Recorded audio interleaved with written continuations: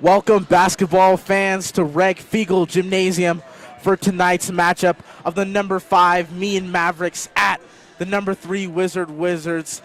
It's going to be an interesting game tonight. You know, both teams have the same record as 16-5. Last time these two met, it was a surprise blowout for the Wizards as they went on the road and beat them by 22. Yes, I'm Cami Kazian here. I'm going to be your color commentator. I'm super excited to be here with Rise today, and we're going to see how this game goes. Like he said, both teams looking at 6-5 records. Both teams are pretty solid watching these warm-ups. I mean, considering we did win the last game 67-39, I'm not quite sure how this will look this time. Our last game was against Centaurus on the 10th. We beat them 54-28, and Mead's last game was the 15th. They lost to Holy Family by 1 point. Right, you know, a really tough loss there, and it's really. We offer a variety of. We're going to take it to commercial.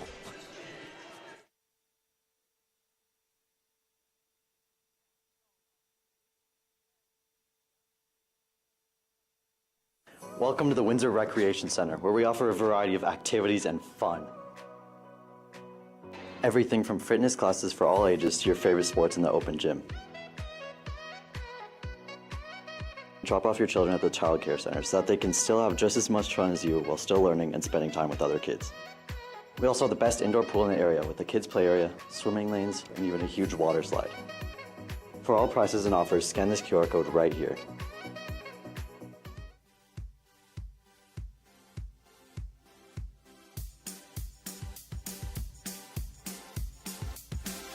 The Windsor Recreation Center offers many youth sports including football, soccer, basketball, baseball, softball, tennis, track, swim lessons, and more. Youth sports is a great way to encourage your children to make new friends, learn teamwork and camaraderie, and it lets them explore new opportunities. Sign your kids up for youth sports today. Scan the QR code on the screen for more information.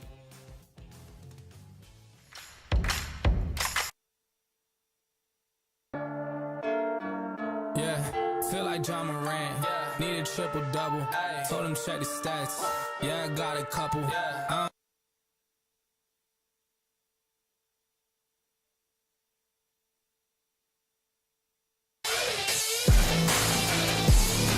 Let's go! I stay loose, I stay hype. I stay loose, I stay hype. I stay loose, I stay hype. I could do this all night, cause I do what I like. Yeah, I do what I like. Yeah, I do what I like. Sipping goose, sip is right. And I go with the flow. Yeah, I go with the flow. Yeah, I go with the flow. Cause I know I'm the show. In the zone, here I go. In the zone, here I go. In the zone.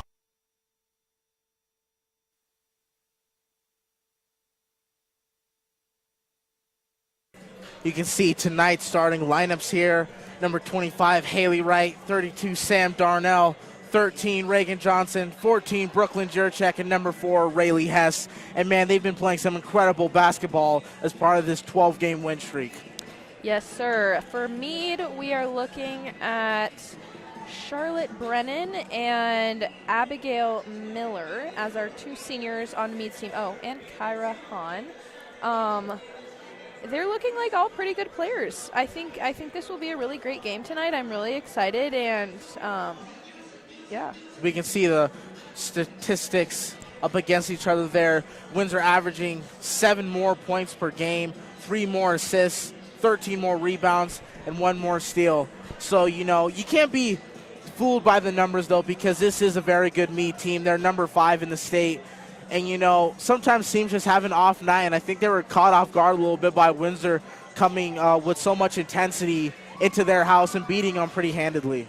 For sure. I think home court advantage is something that all teams kind of take advantage of and kind of think they've got it in the bag, and then things happen and they're like, wow, this is a lot. So I think they kind of have also some vengeance coming into our house now and wanting us to get a little piece of our own medicine and what we kind of did to them. So I'm excited to see. Here we have our player of the game to watch here, Reagan Johnson. You can see 7 points, 4 rebounds, and 1 steal. And, you know, she may be a player to watch tonight because with Haley Wright and Sam Darnell playing so well offensively, you know, they get a lot of attention from the defense. So Reagan Johnson will definitely need to make some shots because she'll have the opportunity tonight.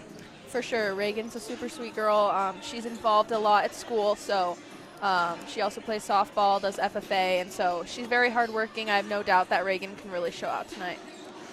Right. Wizards, they've been on this win streak mainly because their defense has really been incredible in these last 12 games. And, that's how they like to win. They like playing that really tough defense that leads to easy buckets on the other end. Sam Darnell averaging, I believe, 5 steals a game, which is absolutely incredible. She has 140 steals on the season. So we'll also be looking for that tonight as well. Yes, and we're pretty deep into the season now. Last time I was in this same spot, we were kind of talking a little bit about how the girls have been trying to adjust without the seniors of last year.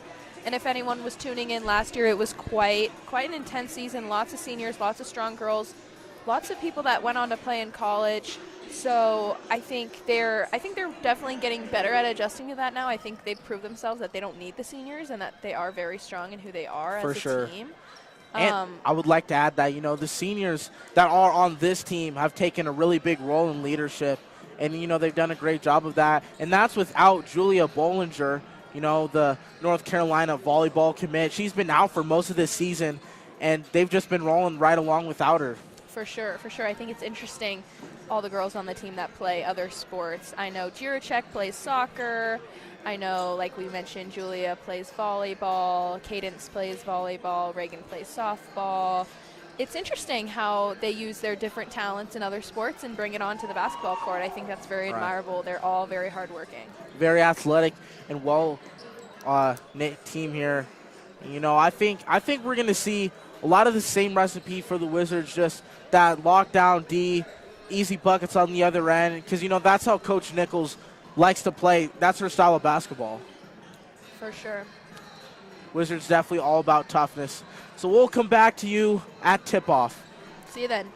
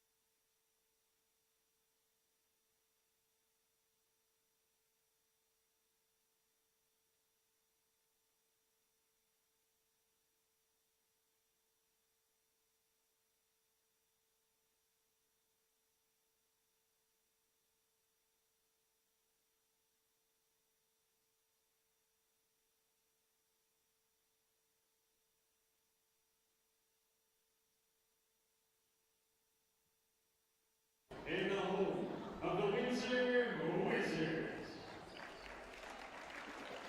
Today the Wizards host conference opponent, the Mead Maverick. Mead looks to bounce back from a 45-24 loss versus Holy Family last week. After winning 5 straight, Mavericks entered tonight's game at 16-5 overall, in 3rd place in the conference at 84. Number 5 ranked Mavericks averaged 56 points a game. Windsor has won 12 in a row and entered tonight's game at 16-5 overall. And in the Northern Colorado Athletics Conference at a perfect 12-0. The Wizards have outscored opponents 1,225 to 798, averaging 58 points a game. Windsor is the number 3 ranked team in the States. This is the 22nd meeting between the two teams. Earlier this season, Windsor defeated Mead 67-39. The Wizards lead the overall series 17-4. Windsor looks to remain perfect in first place in the conference. Tonight's game features the number 5 Mead Maverick versus the number 3 ranked Windsor Wizards. Fans now on our country, please rise and remove your hats for the playing of the national anthem.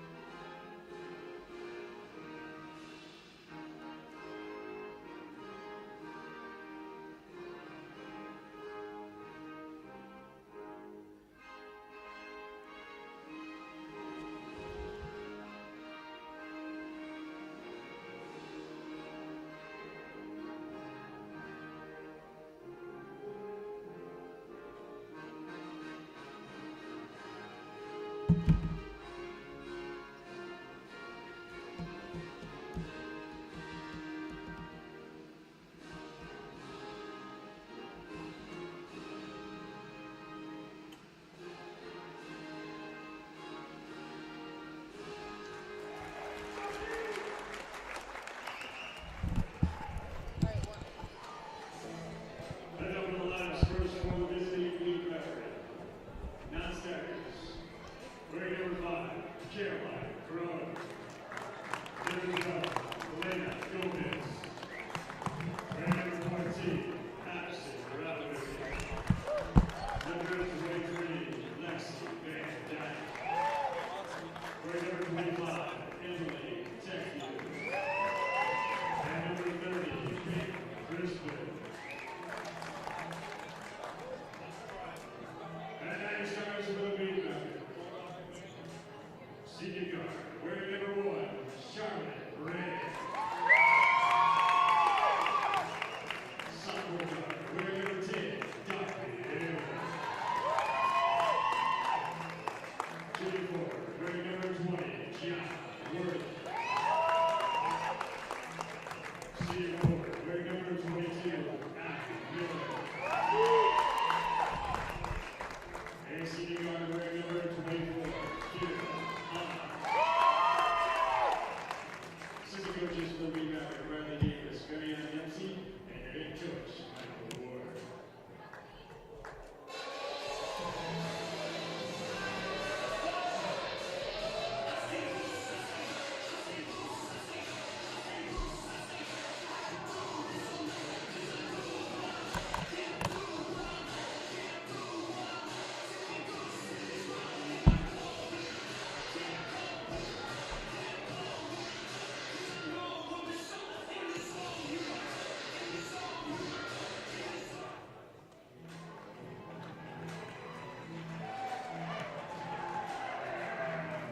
And now your lineups for your Wizards.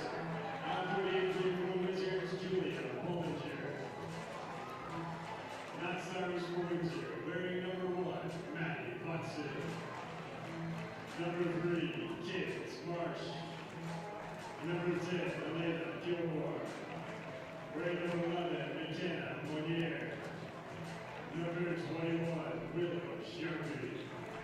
Wearing number 22, Gianna Hilliard. Number 23, Zaylee Dockery. And wearing number 30, Gabby Gates. No, I'm good.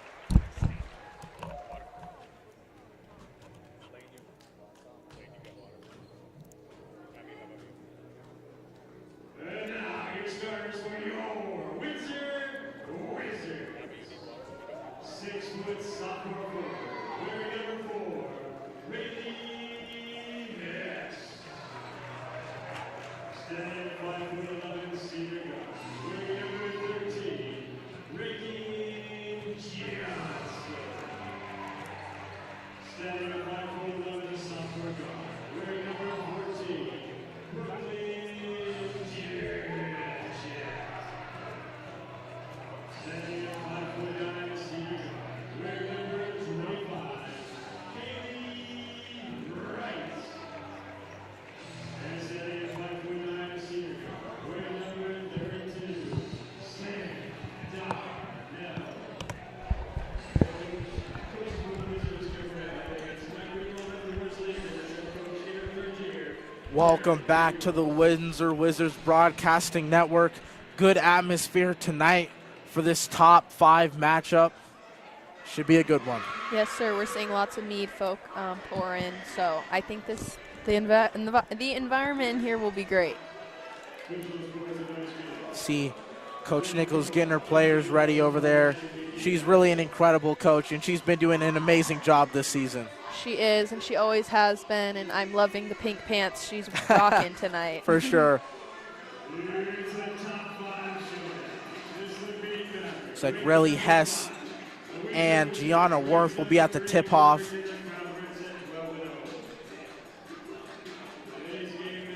Player to watch for me tonight is definitely Kyra Hahn, leading in many categories. For sure, averaging almost 14 points per game. And the tip-off is won by the Maverick. Here we go, trying to get their offense started. There's Hahn early there. They try to get inside, but an early steal there by Rayleigh Hess. Great play. She'll go up with it with the right. She gets it to go. Rayleigh Hess with a great start to this one. And here comes that trap, that press here of the defense of the Wizards. They love going to it. It's what we often see from Sam Darnell. She's a beast on the court. Good passing there, though, and they're going to get the bucket inside. That's the senior Abigail Miller. Pass over to Darnell. She's going to drive, pivot. Great move there by Darnell, but she can't quite get the finish. As they throw it up to Hahn, she's not quite able to see it there, and it'll be out of bounds on her.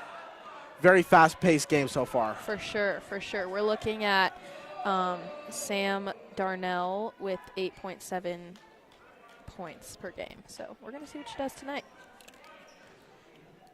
Here's Darnell, the organizer of this offense, being guarded there by the senior Brennan. She's trying to get something moving here.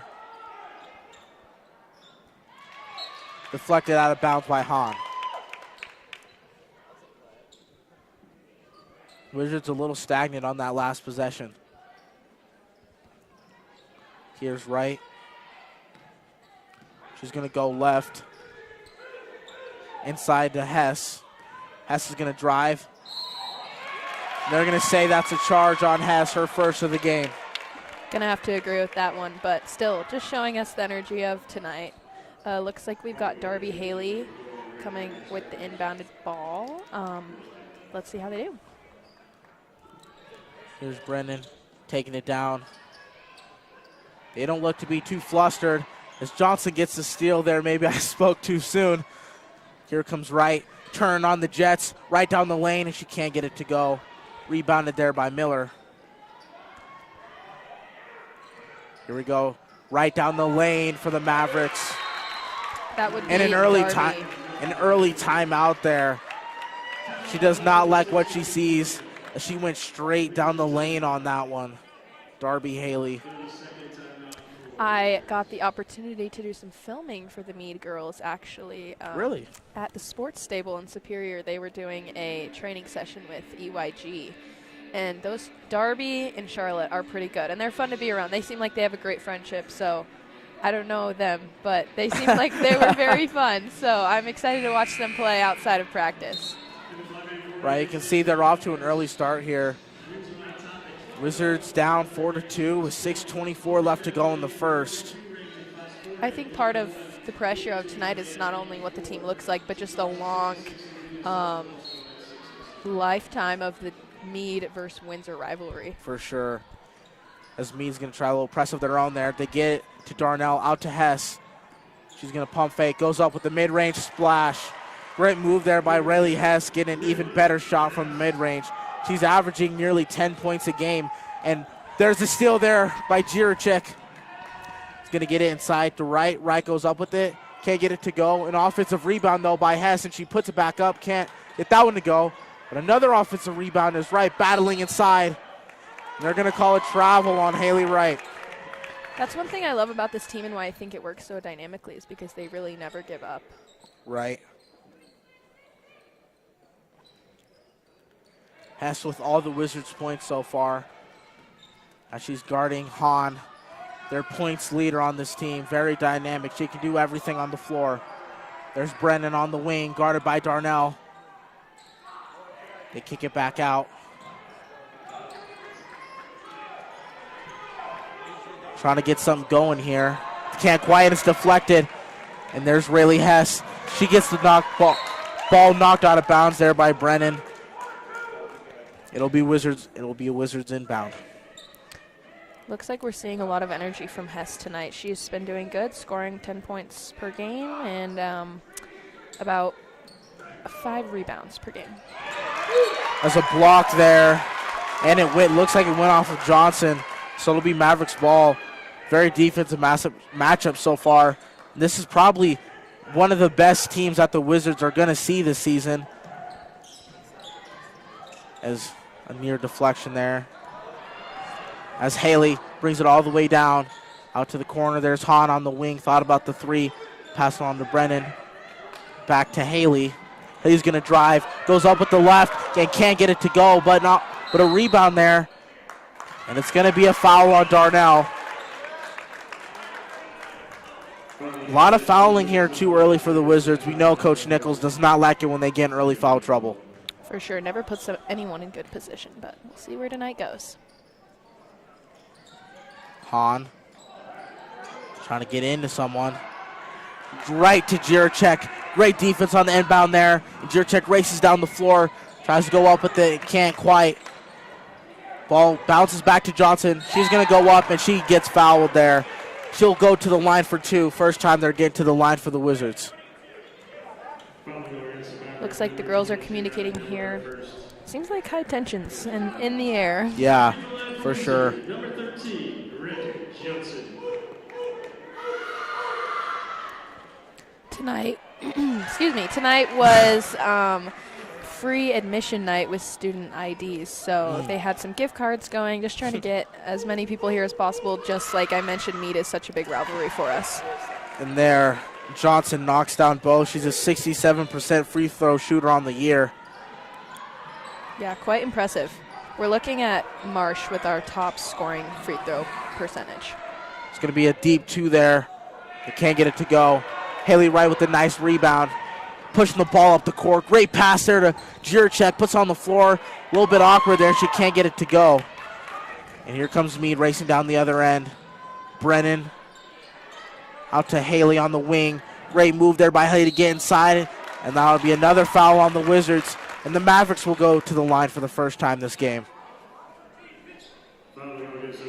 Haley very aggressive driving so far. For sure. Looks like she is averaging 68% from the free throw line, so we'll see how she does. She's able to knock down her first. Looks like for the Wizards, Willow Sharpie and Cadence Marsh will be coming back to the game. And you know, Cadence Marsh, she was injured for a short part of that beginning of the season, but she has really made an impact here of late on the offensive and defensive boards just because of that size inside. That's where she really plays well. For sure. Comes from a pretty athletic family. I know her brother plays hockey somewhere in Massachusetts, somewhere out there like that. So definitely in the genes, and she puts in the work as well. Here's Wright with the inbound. Gets it inside to Jiracek. She goes up with it. And there's Marsh. There she is doing what she does, getting that offensive board and going to the free throw line.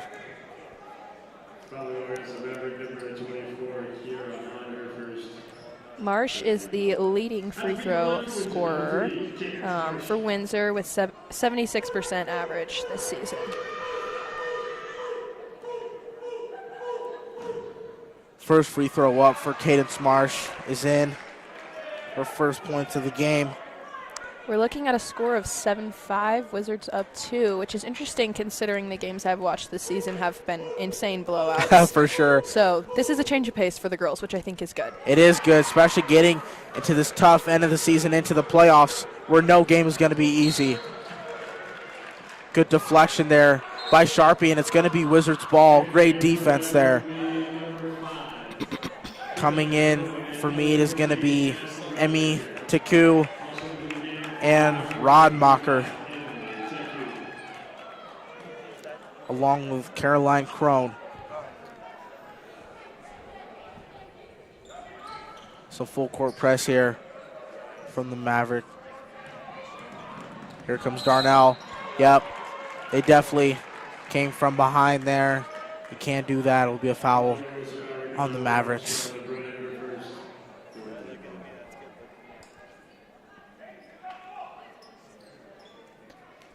I think when guarding Sam Darnell, she has a lot of angst against her because she is so good and so well known amongst the state. Very true. The organizer of this offense. Here she is directing traffic. She gets around, goes inside. She makes it to the line. Great play there by Darnell, getting around the defender, Haley, and getting to the cup. She'll go to the line for 2. It was a nice lane she had going there, but just not enough power.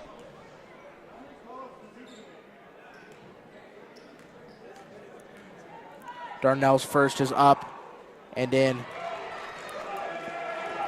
I think these are the moments that count, these free throws, the fundamentals, the shooting, all of it. I think it comes down to every last minute detail in games like these, especially, of just every single point matters. Oh, for sure. Just like we saw in Mead's last game against Holy Family, them losing by 1. It's a lot. And here comes that defense. Mead, definitely the best team I've seen so far against this defense. Out in the corner. Good deflection there by Darnell. Pestering defense. It's going to be a deep 2. They can't get it to go. Jiracek had the rebound there, but couldn't quite haul it in all the way. But she stops her there. It's going to be a drive, and it's going to be a foul on the Wizards. That's another foul. And that'll send Brennan to the line. Looks like Charlotte Brennan there was limping a little bit. Not quite sure if she fell on her foot the wrong way, but we'll see how that plays out the rest of the game. For sure.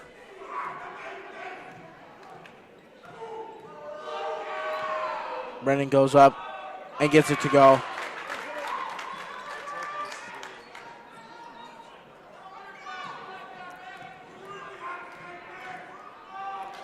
You can hear a lot of yelling from the student section. Great energy tonight. For sure. This is one of the biggest turnouts I've seen for a girls' game, which is awesome. And I think we have a lot more to see the rest of the night with the boys' game, so make sure you stay tuned. That starts at 7 p.m. For sure. Johnson and Hess come back into the game for the Wizards. Hess will inbound it to Darnell. She gets over to Hess, back over to Darnell. And it's going to be a travel. I think Hess, only as a sophomore, really sets us up for success in the future. I think she's really strong, is only going to continue to get better. So although I'm graduating this year, I'm excited to see her success For in sure, the not future. only her, but Jiracek, Marsh, and Hess, all sophomores. That's a pretty good trio to have going into the future, like you said. Totally. Looks like Hahn is going to pop the 3, goes off back rim, and a great rebound there by Hess right as we talked to her, and a beautiful pass as Johnson is fouled, and it'll go back to the line. Wizards get to the free throw line much more frequently than they usually do, maybe a point of emphasis for Coach Nichols in this game. 100%. I think she's going to be crucial. I think, like I said, everyone has their part that needs to be done in order to secure this win tonight. For sure. Johnson goes up and makes her third free throw of the game.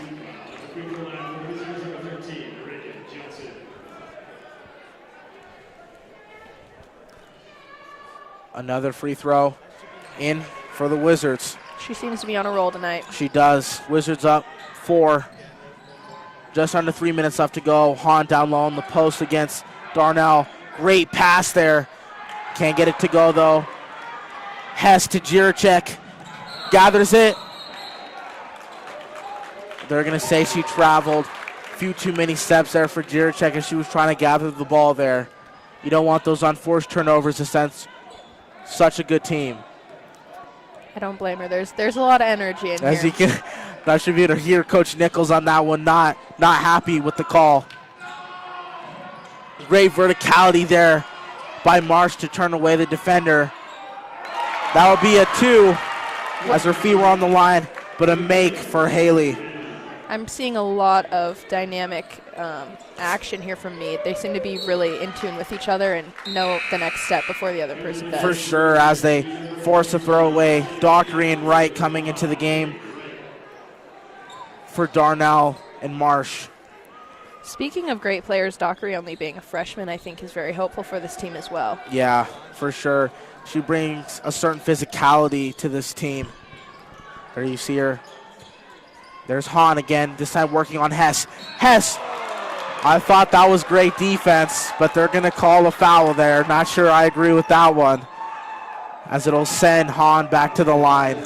Getting people fired up in here. These are some good calls.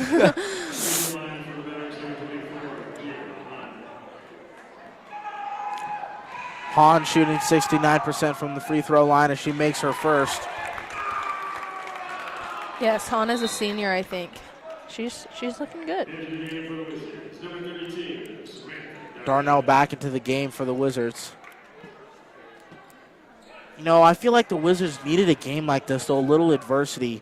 because this is definitely a playoff atmosphere right now, and a team that they could see in the playoffs in the Mavericks. 100%. With this being their second matchup against Mead, I think they definitely need games like this to prove to them that there are other good teams out there in the state, and I think they've had an interesting schedule this year, but I know they can accomplish this one for sure.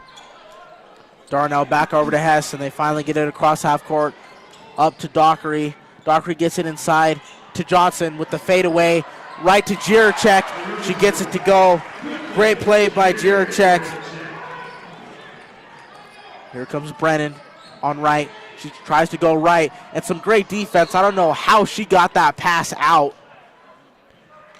Looks like they were out of bounds, so it'll be Wizards basketball.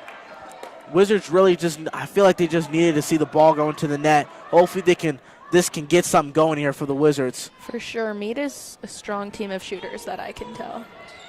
Great passing here as Jiracek will elect to have the mid-range there. Good defense, good rebound there by Hahn. Back over to Brennan, who's out on the wing.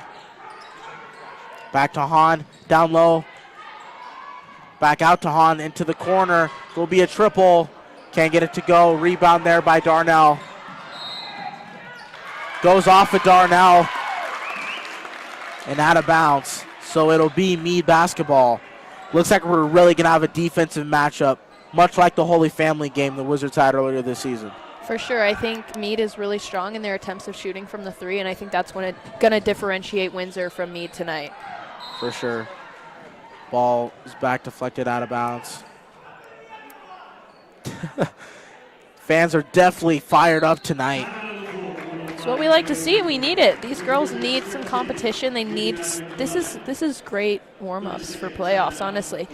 We've seen the Wizards go to state the last 2 years, I believe. Yeah. So they're prepared. They're ready. They know how to work the game. They know what it's like to be in high-pressure situations. But also we do have new players in this game. We have a new dynamic, like we mentioned. And the last 2 years they went to state, they had those seniors with them. So they're on their own. And we can see Nichols really grilling them, and that's what she does best. She's a great coach. She really has pride in her team, and that's what we need. I think that's really vital to their atmosphere altogether.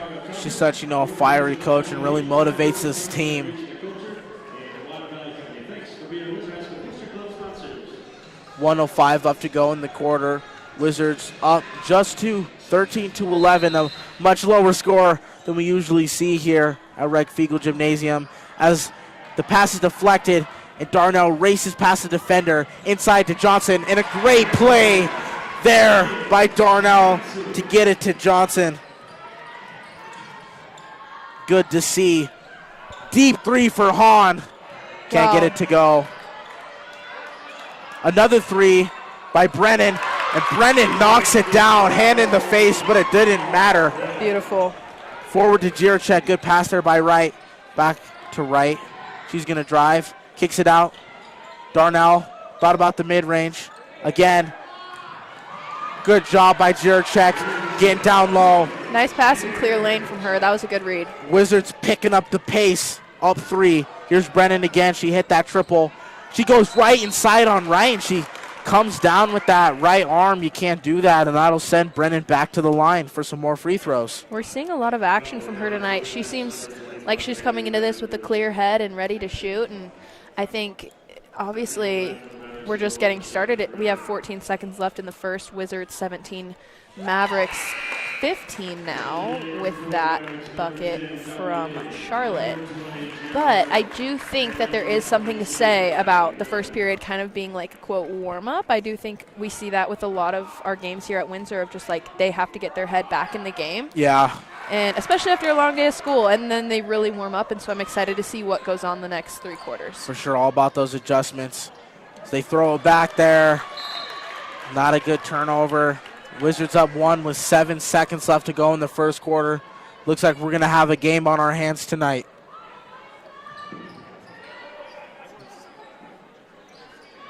Brennan at the top of the W, guarded there by Dockery, and it goes out of bounds.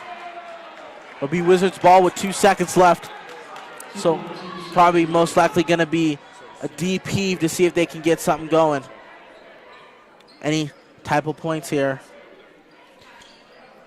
They get it to Darnell. Here she comes racing up the floor. Throws up the three. Oh, and she nearly made it. That's the end of the first quarter. Windsor up 17-16. A very defensive quarter. Very fast-paced. What have you seen so far, Cammie? For sure. I'm interested in...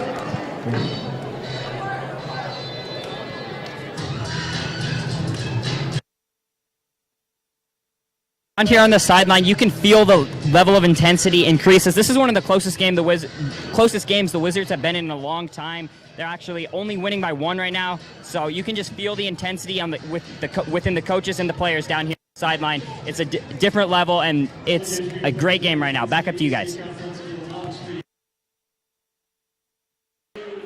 Yeah, so I'm seeing a lot of good shots from Miss Charlotte. I think being a senior on that team, she has a lot of responsibility, being one of 3. Looking like we're seeing a lot of freshmen and sophomores on that team. So let's see what we've seen. But I think Mead is really good at knocking down those threes, and I think Windsor is really good at getting in the lanes and opening up those lanes for sure, and reading each other. So we're seeing Reagan here with that amazing play. They really just can read each other, us Windsor girls. I think they're great at that, and I think that's what differentiates each other. Reagan, like we said, is our player to watch, and she can read, and so. We saw Reagan Johnson, like you said, the player to watch, and she's leading the Wizards with 6 points. As we undergo the second quarter, Haley Wright has it. Back over to Hess. Back to Darnell to Wright. Over to Johnson. Darnell goes up, can't get it to go, and she's going to be fouled there. She didn't have the ball quite yet. No, it will be free throws for Darnell. Refs calling a lot of fouls tonight. Physical game here. I always wonder what it's like to be a ref. I don't know. I feel kind of bad for them sometimes getting yelled at, but yeah, I don't know. Seems like an interesting gig. Darnell makes her 3rd free throw of the game right there.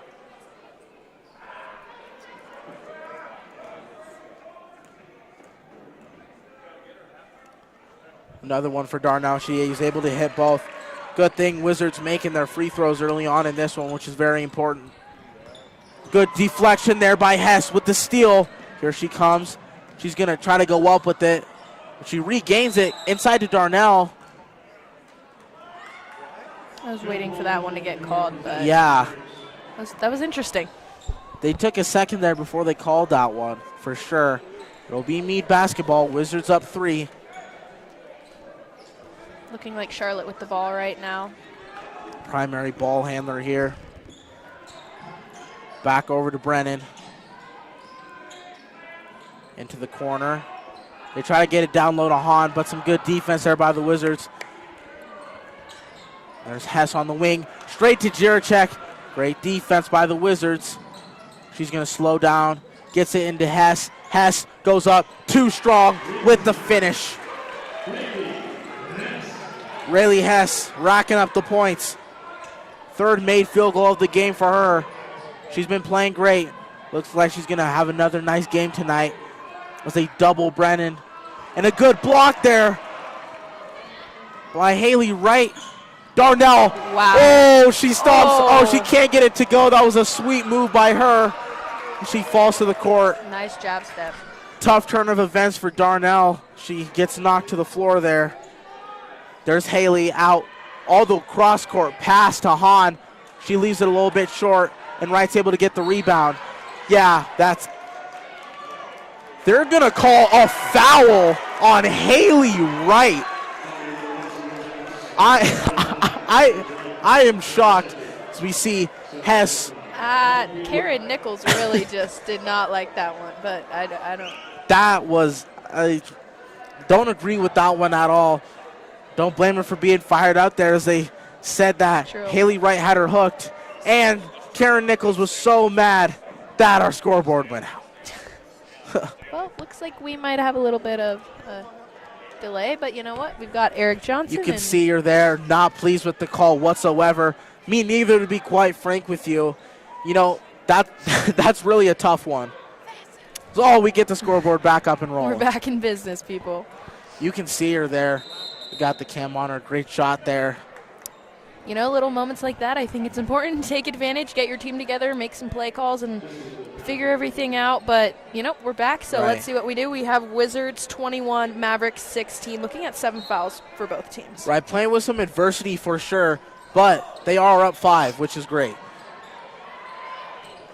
Hess nearly got a deflection there. There's Brennan again at the top, surveying. A lot of movement here for the Mavericks. And another steal there by Hess. Great job. Over to Haley Wright from Johnson. Haley Wright trying to get up the floor. She leaves it there for Jiracek. Jiracek goes through, gets in the lane, and gets the bucket to go. She is truly something else. I really do admire how she really has her eyes on the prize the whole game. For sure. She'll see if she can get the old-fashioned three-point play here.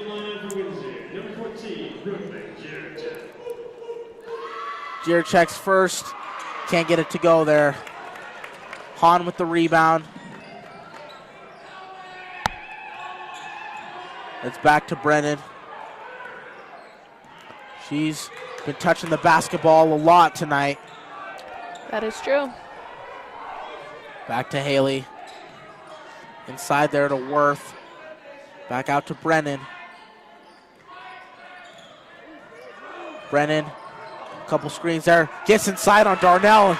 You don't see that often as Brennan gets past Darnell for the 2. Right on the baseline there. I feel like that's not a play we see often.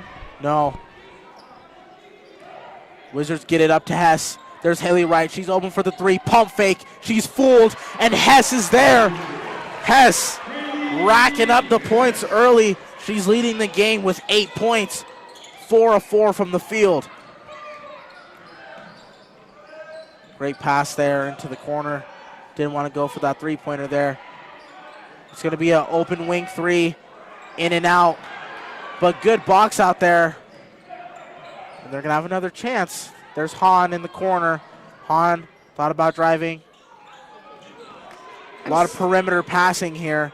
I'm liking the sense of direction that Mead has, but I think they need to work a little bit more on their fundamentals of shooting. I think just they're lacking a little bit of that, and I think Windsor is really strong in that tonight in our finishing. So I think that's going to be another differentiator For sure. of the game. Taking lots of time off this clock because they're going to call another one on Haley Wright.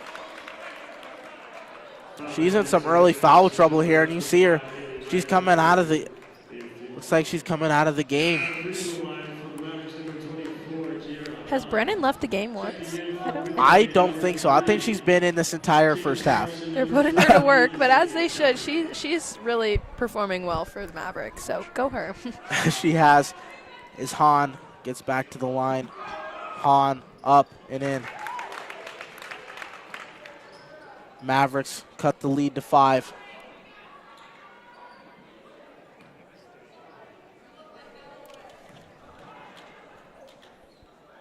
The second free throw is up and in.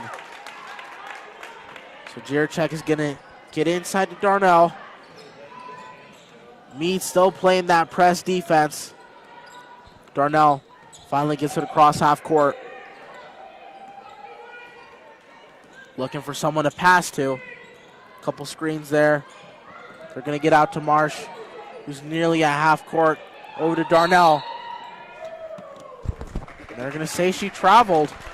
Lots and lots of fouls tonight on both sides. 8 fouls apiece here tonight. But I guess if you're going to call fouls, call them both ways. Yeah, that's true. They seem to be pretty fair. I'm not sensing anything weird going on. But, Oh, and nearly a steal there by Darnell, but great defensive pressure. Ref giving Darnell a bit of a stare down on that last one. Yeah, wow. That was, you don't see that very often. Sam is a feisty one. I love that about her. Here's Darnell again trying to get that steal. Me trying to get something going offensively. There's Hahn guarded by Marsh. Marsh with the great defense. Nearly a steal. Oh, man, it looks like Coach Nichols' head is about to explode. Her face is so red. Seems like every call out of bounds is going Mead's direction right now. But despite that, the Wizards are up 5. There's Dockery guarding Daly. Nearly gets a steal there. And Darnell deflects it. There's Brennan, who's been in the entire first half. She throws it away as Hahn was stopped. Very physical game tonight between these two. Much like the Roosevelt game that we called. For sure, that was a fun one. Speaking of Roosevelt number 2, with George Washington being number 1. There goes Jiricek back to Darnell in the corner. Inside of Jiricek, they leave her open for the mid-range. Can't knock it down, but an offensive rebound by Hess and the smooth putback. Hess is on fire. She's got 10. She's 5 for 5 from the field. I will keep giving it to Hess offensively.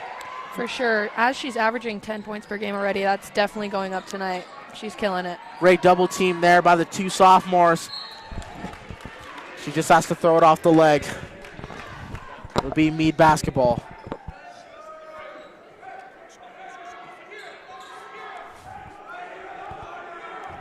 Here's the inbound here from Haley.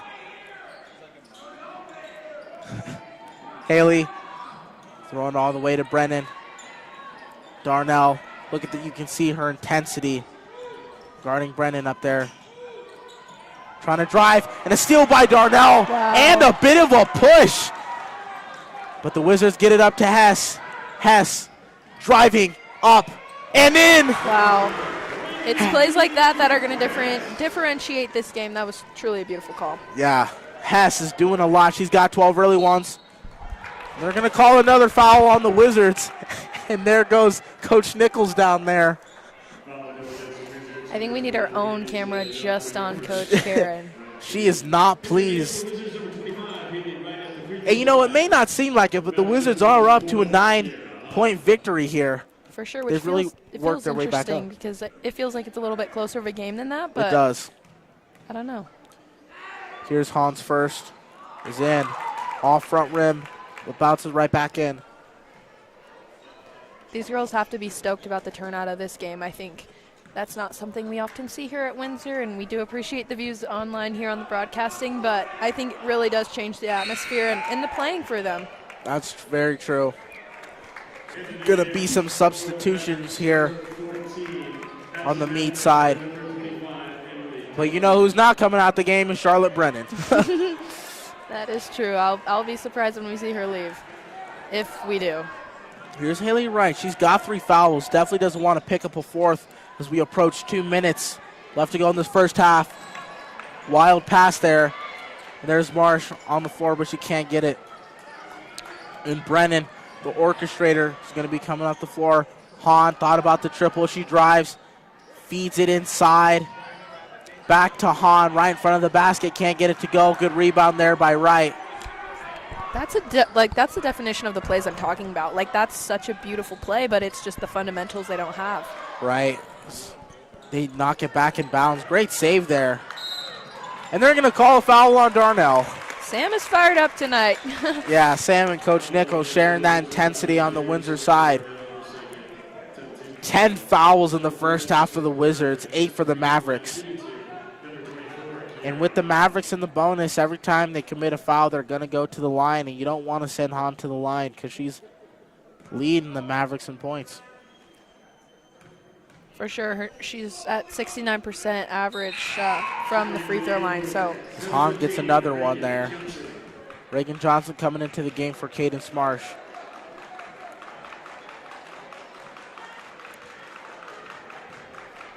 Here the student section clapping, trying to throw off Hahn. But they can't. Didn't work. Nice try. So here comes Darnell, methodically bringing it up the court. She's going to get over to Haley Wright. Haley Wright between the legs, out to Hess. Hess being guarded by Hahn. Cross-court pass to Darnell, but it gets back to Jiricek. She's going to drive, floater. Can't get it to go, close. But she gets the putback, gets her own rebound. Great job by Jiricek. She has 8. Wizards up 7. Hahn being swarmed by Johnson. Great defense there by Hess on the wing, and a steal by Darnell. Great pass to Johnson, but they deflected out of bounds. It'll be Wizards basketball. I'm loving the energy. For example, our last game before a Centaurus game was a win of 73-22. So if you don't understand the intensity we've needed, this is a game we needed. Right. Goes off the leg there of number 5, Carolyn Crone. Wizards trying to finish this first half strong. Jiracek puts her on the floor, goes up. She gets fouled, so she'll go back to the line for 2. And that's kind of Jiracek's signature move. She likes putting it on the floor from that post and driving. For sure. Another example of a lack of game would be us beating Greeley West the 3rd of February, 58-6. So I think it's safe to say these girls are excited to have some tough competition, and we're seeing that. We're really seeing that physicality. We're seeing that intensity. We're seeing everyone getting fed up with the refs, and I love it. It feels good to be back like this. It does. It's approaching crunch time of the season for these ladies. Totally. And also just soaking up the end of your senior moments for sure for our older girls. Dockery coming into the game for the Wizards. And she nearly gets a steal. That's got to be a foul on Brennan. That does not get called. That's got to be a foul on Brennan. She chopped her on the head. Took out an eyeball almost. Dockery doesn't seem to be phased. No. Dockery herself definitely prefers a more physical game. Oh, is this going to be maybe a technical foul here? Interesting. Refs conferring, not sure what's going on down there. Both teams getting a bit of a breather. Like I mentioned before, this is a good time. Like, we need every second we can get. And looks like we're at a good lead here with 38 seconds left in the second period, but Windsor is up 32-24. Not really sure what they were conferring about, but it'll be Wizards basketball. Johnson will inbound it. She gets it to Jiracek. 30 seconds left to go in the half. She drives, and there's her move right there, putting it on the floor, getting it to go. She's got 10. There's Hahn, nearly being forced out of bounds, and almost a steal, and it is. Dockery picks it up, pass to Johnson. She goes up and in. Great sequence, defense to offense, and that's how the Wizards love to play, and that's how they are when they're best. And another steal by Dockery, goes up with the left, and she gets it to go. What a swing in momentum as the Wizards are up 14. And she kicks it, and that'll be the end. What a swing there. Look at that, Dockery. Coach Nichols loving it. Great shot there. Wizards up 38-24, and a huge turn of events. They really turned it on in the end of that second quarter. So true. That was a great play from Zaylee there, and I think as a freshman, that's so awesome to feel that atmosphere around you. And, yeah. And the praise from your coach, I think that's what Karen does best, is just she's either is grilling you on do better or she's grilling you, you're doing great. And so I think her energy is really a booster for these girls. But we're going to pass it down to our sideline reporter. All right, Coach, so this is one of the more competitive games recently. How did you feel overall about that first half? Rough first half for us. I didn't think we played well at all. I thought we came out really slow, which is not normally we do. Obviously, we cranked it up here defensively. We made some adjustments, and we got some good minutes from some subs. For sure. Do you think the hot end of this half will carry over to the second half for you guys? I think so. I think we know what's at stake, what's on the line, and we'll continue to give everything we can have in the second half. Thank you so much, Coach. Thank you there, Kayla. We'll get back to you at the beginning of the third quarter. Thank you. We'll see you then. Community is one of our core values at Windsor State Bank, and we are proud to celebrate 10 years of helping, encouraging, and meeting the financial needs of our community. We work with our customers to help them realize their financial dreams, whether opening a business, purchasing a home, or planning for retirement. Our bank is run by local people who are dedicated to serving the financial needs of the area. and we take pride in providing exceptional customer service and building trust with our customers. If you are looking for a bank who knows your first name, then you're in the right place. Windsor State Bank, invested in our community, invested in you. Looking for Windsor's best pizza? There's only one place to go, and that's Pelican Joe's. Locally owned and operated, Pelican Joe's makes for great pizza every time. Pizza isn't their only specialty. They also make wings, salads, and everyone's favorite, pizza rolls.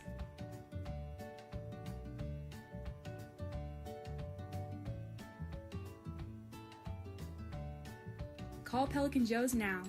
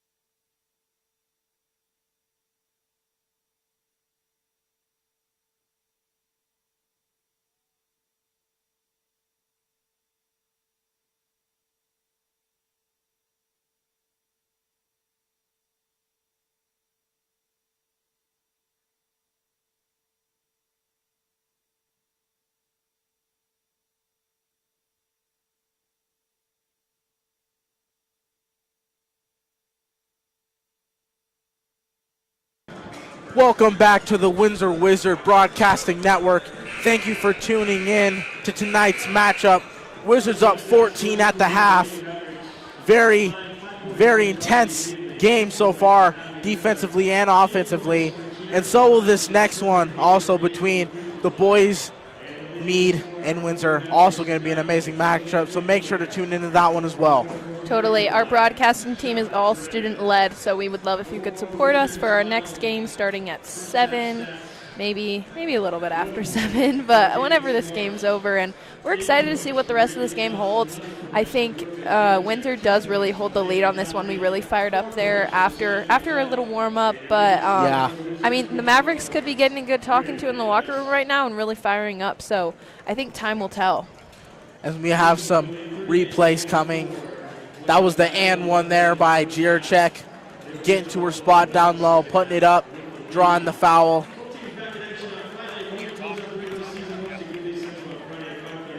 You can see him warming up here.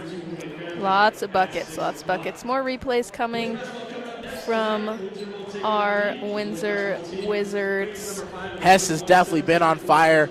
As you see the spin around, put back fade away there. She is the leading scorer in tonight's game with 12 points.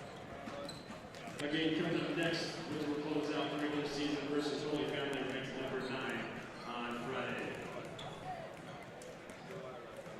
Windsor girls are the two-time state Class 4A runner-ups, following the gold in the state championship the last 2 seasons. Windsor this season has moved up. Looks like we have a good amount of Mead students here for the game, which is unusual for a girls' game, also when they're so far away. So True. I think that's also admirable and exciting. I'm really excited to see what the rest of this game holds. Like, I think it's a lot of energy and a really good matchup. I definitely expect both teams to come out with lots of energy, especially the Wizards after that huge end of the half and that great final push.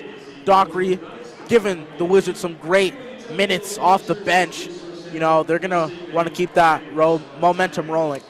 I think everyone's hyping up Zaylee Dockery there for sure. So I'm ready to see what she can do, and she's definitely fired up from that last second half. So let's see what she can do on the court here.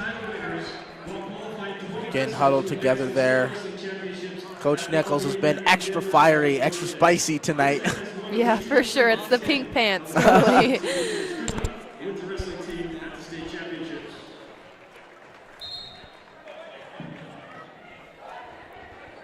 Here we go. The start of the second half.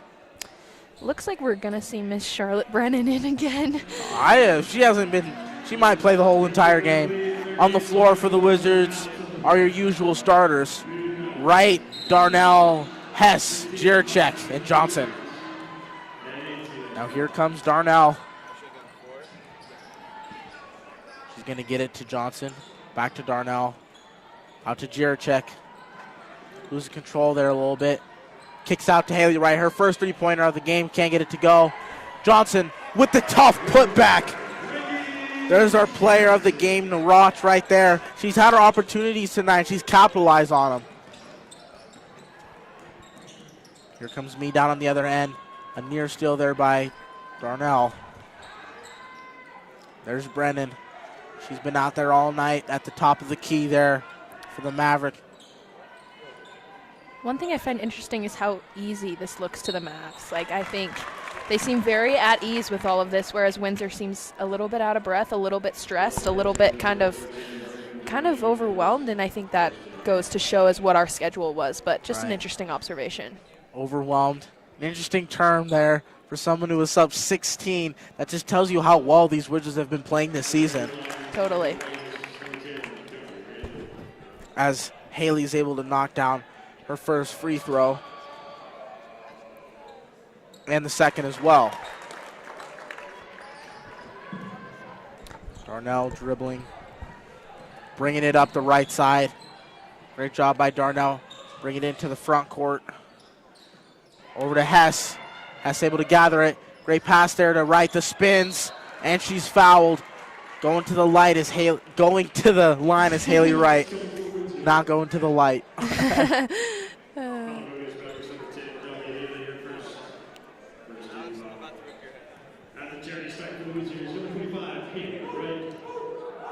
Right is the Windsor Wizards field goal percentage leading scorer with 42% from the line right here. We'll see what she can do tonight and see if that can be a number that's going to increase after tonight. Well, she misses her first there. And she misses both free throws. Definitely want to make those. On over to Haley. Inside, back to Hahn, the give and go, but great defense there by Hess, making her a little uncomfortable, and she forces the miss. There's Jurczyk putting it on the floor, goes up, can't get it to go. Offensive rebound by Hess, and she's fouled, going to the line. Jurczyk with quite the bit of physicality tonight we're seeing, and some of it's getting called, some of it's not. Yeah. Rightfully so or not, I think she's in it to win it tonight. Hess will go to the line for two. And speaking of another athletic family, her sister also played basketball and now plays soccer at, I think, Mines. So wow. Definitely interesting, all the athletes on the team with siblings that are also equally as successful. Along with Brooklyn Jurczyk, with Jolie Jurczyk, if you remember her from last season, a crucial part to that finals run that they had. Totally. It was fun to watch them last season. It's fun to watch them now. I love seeing how their work in the gym and on the off season really, really affects how they play today. And also just the friendships they have, I think, is very crucial to the team. And being a student, I can see them all off the court, and they're fun together. Like, they truly do have fun on and off the court. And I think that's what pushes them to be a better team, is when you're friends with someone, you respect their opinion a little bit more. And so I think they do respect getting that constructive criticism from their friends, but we can see the Mead people here to support. We might be seeing some horns down from the Windsor kids tonight, so that might be a battle. Maybe not, as you can see EJ regulating our crowd over there. Same with EJ's on it always. We can get a little rowdy here in Rec Fiegel Gymnasium. He knows how to rein it in, though, for us. Keeps us in line. We need an EJ always. Great atmosphere, like we've said tonight, and probably the most populated game for the girls this season. Hess is your leading scorer on the Wizards side of the ball with 13 points.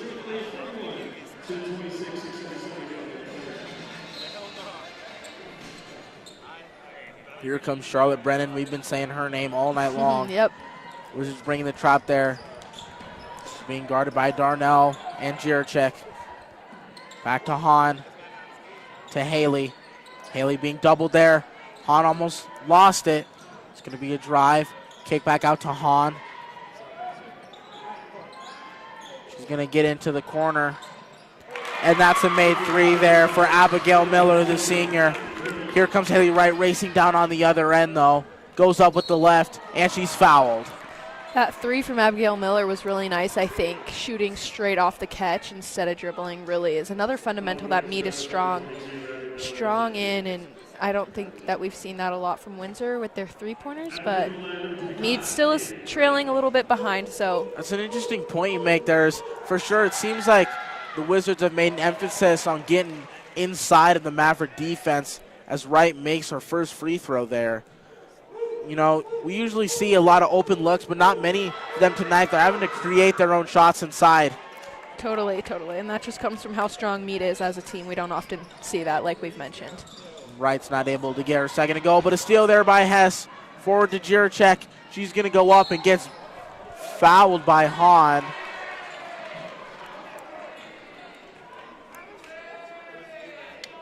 Looks like it will be a foul on Hahn, and Jurczyk is going right back to the line after this timeout. Wizards definitely seem to have calmed down here in the second half.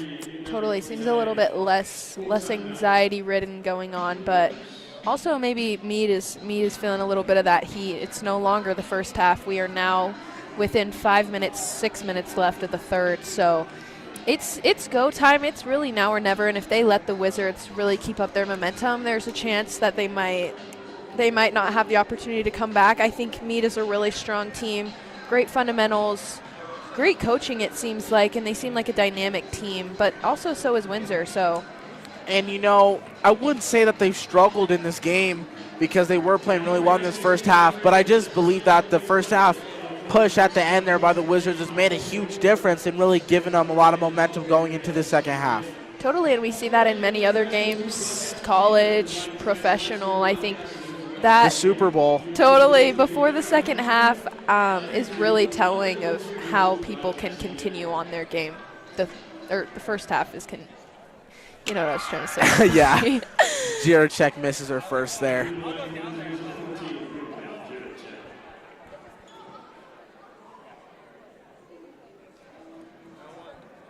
Her second free throw's up and in. You can see our cheerleaders there. They were just at Nationals in Florida, so congrats Awesome. to them. Made it past the first round. Awesome for them. Great experience, I'm sure. Totally. Florida's fun. Disney World. Hahn thinking about the triple off the wing. Guarded there by Hess. Back into the corner. Mead trying to get something going, but the Wizards are keeping him outside. That'll be a triple by Brennan. And she cashes in, leaving the net hanging. It's just really interesting. Obviously, we're a little bit closer than the viewers, but just Mead looks so relaxed. It's so interesting, and I think Windsor's just a little bit more intense in how they play, and that's proving with our score of 43-32 Wizards. And I think, you know, they look so relaxed compared to the other teams we play because they're really scattered. And I feel like Mead, you know, they have the same record as the Wizards, so they know how to win, and they know that if you want to make a comeback, you got to make a calm one. As Wright drives, kicks it out. Open three for Reagan Johnson. Can't get it to go. Offensive rebound there by Haley Wright. Great play by her. Jiracek thought about the three. Forced back out. Over to Wright. Wright the open triple. Can't get it to go. Mead Hahn is double team there. Nearly a steal. Good defensive pressure by the Wizards. Out to Haley, who's being guarded by Wright. Once again, Brennan with the ball. We've seen her quite a bit, and she seems to be an integral player of Mavericks. Oh, for sure. Is Brennan cutting off the screen there. Hahn with the deep triple. Nobody there to get the rebound for the Wizards. They're lucky that Miller missed the open one. There's Hesh going inside. Great move there by Hess to get in, but she can't get it to go. And it's off of Mead, so it'll be Wizards basketball. Great move by Hess, just couldn't quite get the finish there at the end.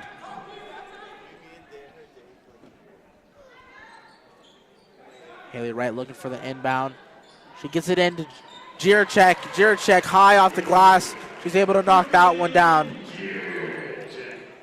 Jiracek having herself quite the game. She has 14 points, leading scorer for the Wizards. There's Hahn. Hahn with the great move there, and she was fouled, so she'll go to the line after making the bucket. It was a nice open lane she had there. Great play by her. That spin move really threw everybody off. Sent in the other direction. Love a good spin move. Can never go wrong. Even if you fail, you tried. And I appreciate that. But we now see Dockery and Marsh coming in, and we saw Dockery with that great end of the second half there. So I'm excited to see her momentum here in the third with 3:55 to go. Of course, she's played some crucial minutes here for the Wizards. We're now only seeing a 10-point difference between the Mavs and the Wizards. So let's see what this rest of the game has in store. Back to Darnell, to Jiracek at the point. She's going to drive. Ends up going up, but they can't get it to go. What a move there by Johnson as she gets it. The spin around put back. Johnson also having herself a game with 12 points. It's going to be a foul there on Jiracek.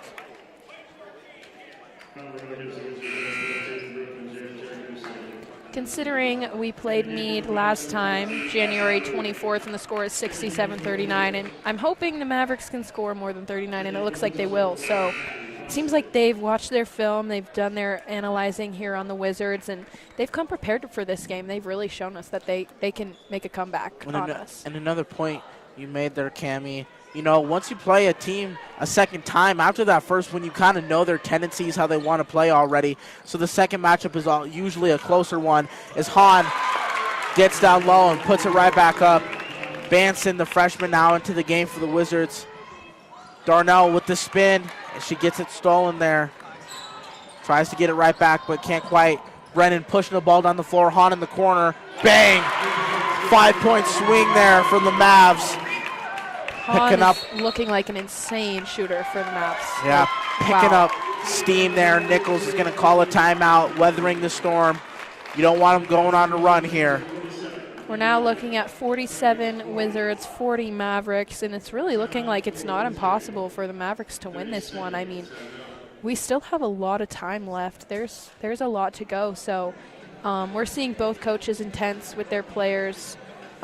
Looks like Mead's coach is not as fired up as Nichols, but I've also never seen a coach that's as fired up as Nichols. Me neither. And we've also never seen a team just like the Wizards. And, I mean, it stands true for every team. I think every team is so individual in how they play, and that's what makes the game of basketball so awesome is just the personalities really shine through each player, and that's why I love basketball. It's so personable. That's right. A lot of fiery people here on this team, and that's definitely contributing to their good defense.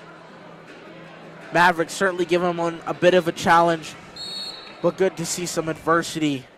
And they're overcoming it as they have a 7-point lead with 2:50 left to go in the third.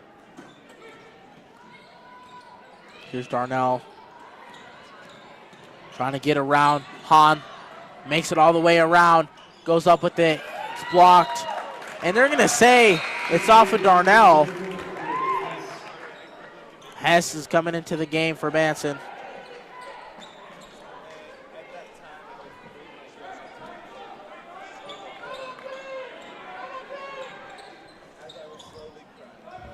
Nearly a deflection there, but they get it to Hahn. Hahn gets it forward to Rademacher. Down low. Good deflection there by Hess, reading the pass. She's going to bring it down the floor with some steam. Here she goes, trying to make a move on Hahn. Couldn't quite. Out to Marsh in the corner. We're going to call a foul there on Mead. So it will remain Wizards basketball. Mead coach, you can't see him right now, but he's not really happy. Coaches aren't a big fan of the refs this time. No, but I don't blame him. This is a big game that the second your schedule comes out is one that's on your radar, one that's on everybody's calendar. Yeah. And so everything matters. Jiracek just came back into the game. There's Dockery at the point. Back to Jiracek. Out to Johnson in the corner. Drives, and good defense there. Hahn is going to pick up the ball, kick it out. Steal there by Hess. Great play by her. It's a 3-on-1 going the other way. Dockery can't get it to go, but Hess, the offensive rebound and the putback. What a nice play. They had Rademacher on her butt there, so yeah, it is a lot of energy, and they're not giving up. What a night for Rayleigh Hess. She now has 15. That has to feel great at such a high-intensity game. She's doing awesome. For sure. Same with Dockery. Look at her on the defensive end there. At such a young age, too. A triple, a little too strong there for the Mavericks. Crone goes up. She's fouled, and she'll go to the line for two.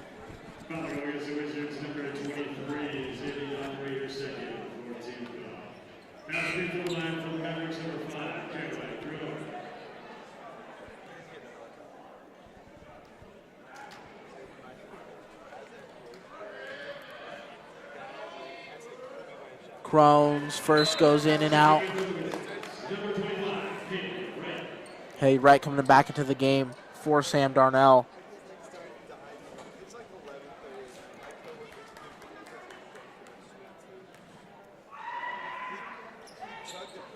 Crone able to knock down her second. Lead still 8 for the Wizards. Haley Wright bringing it up at the point here. Over to Hess. Hess to Jiracek. Thought about the three. Drives, baseline. A little bit awkward there. Reagan Johnson gets the offensive rebound. Puts it back up but doesn't get the bucket. Out of bounds. It'll be Wizards ball. Good job pressuring Hahn, making her step out of bounds so they can regain possession here.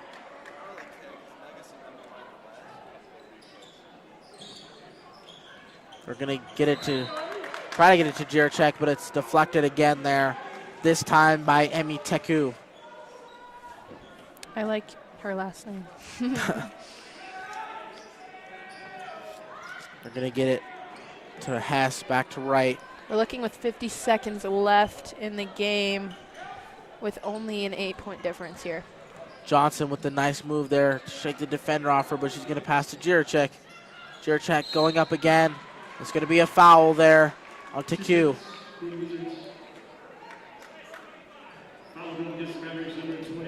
Jiracek making her way back to the line. She's really showing physicality tonight, and that's extremely admirable, especially for the younger girls on the team to watch someone who's really made their mark on the team this year kind of coming in hot, and she's doing great. For sure.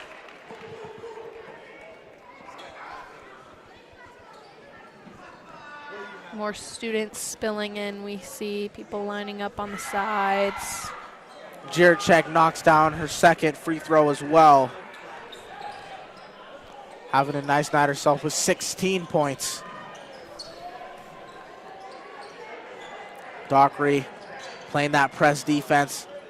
There's Hahn. Great pass there inside to Teku. Can't get it to go. And the Wizards not able to get the rebound.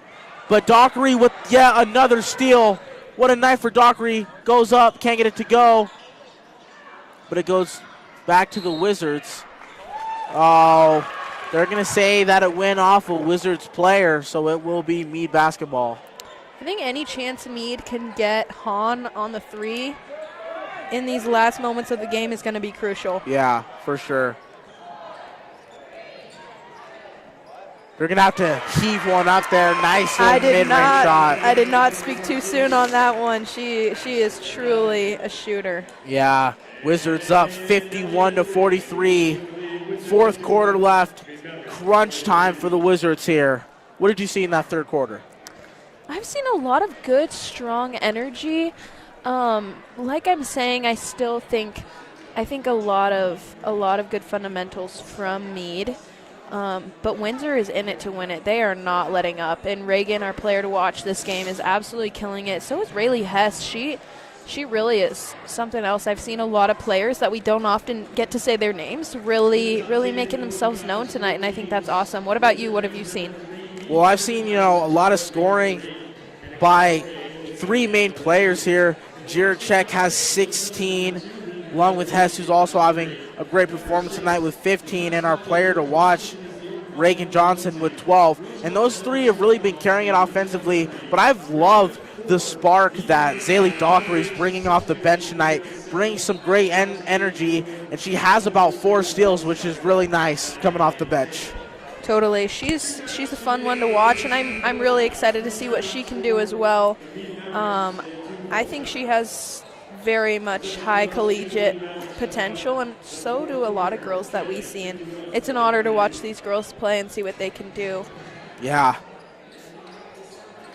Looks like Charlotte Brennan will most likely be playing the entire game as we see her again to begin this fourth quarter.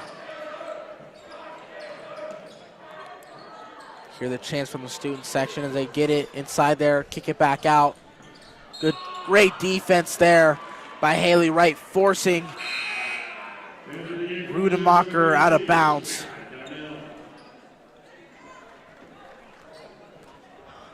Hess is going to get it into Wright. Wright slowly coming up the floor here. She's going to get it to Johnson. Back to Darnell, to Jiracek. Back over to Haley Wright. A lot of around the world passing here for the Wizards. This is where practice comes so into play of just getting to know each other, because for moments like this. Know where people are going to be. As Hess put on the floor there and couldn't get it to go. Be a tie ball there. Wizards have possession, so it will be their ball.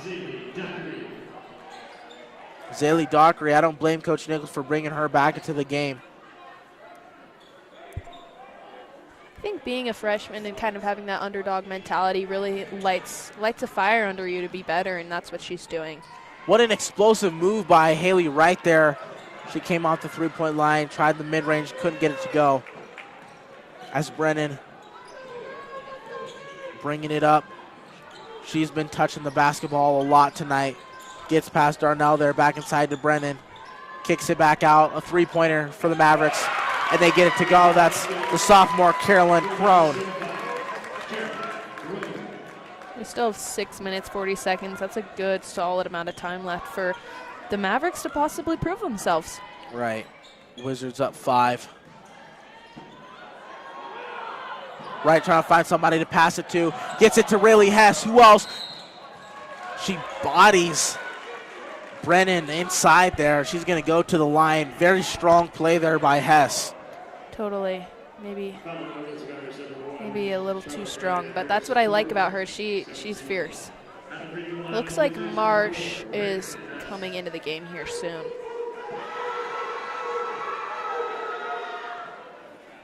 Hess gets the first one to go.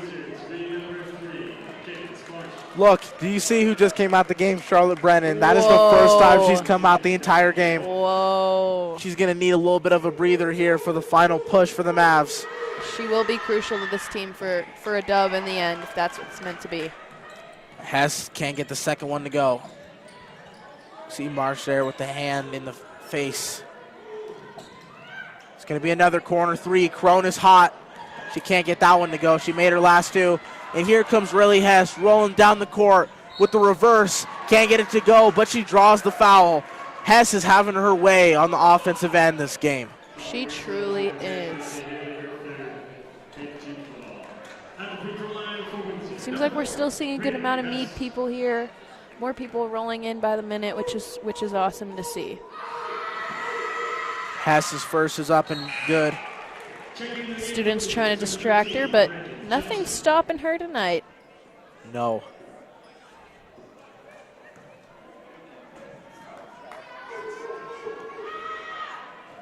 Hess is able to knock down both. Great free throw shooting here tonight for the Wizards. Mead getting it quickly back up the court. They know they really got to utilize this time here. Hahn can't leave her open. That time, they get an offensive rebound. There's Marsh, though, battling down low. She's able to get the ball. And they're going to say she stepped out of bounds. Maverick basketball. You can see Coach Nichols getting heated up over there once again. It was a deep three attempt by that Mead player, but they're not giving up, we can tell. No. Crone, she's been getting a lot of shots off. What a move there to get inside, and they're going to call a foul on Marsh. Haley really just muscled her way inside there and threw one up. Marsh came down on the arm, and that'll be 2 free throws for the sophomore Darby Haley.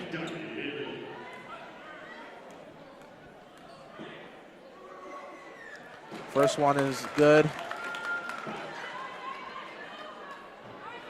Lead now by 7 by the Wizards with 5:41 left to go in the fourth quarter. I'm sensing a timeout soon, I think. I think there's a lot that's going to be possible in these next Darnell 6 minutes. coming up with a full head of steam. Tries to finish there, but she was fouled by Crone. Mead doing a lot of fouling, sending Wizards to the line.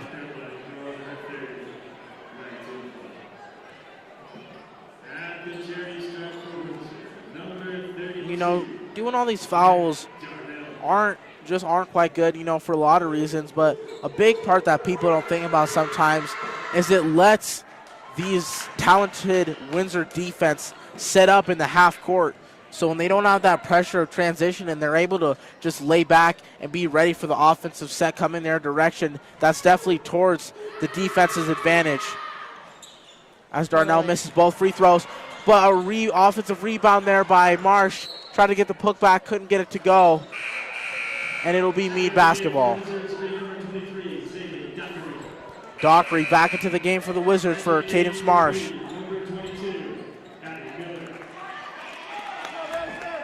Miller into the game for the Mavericks.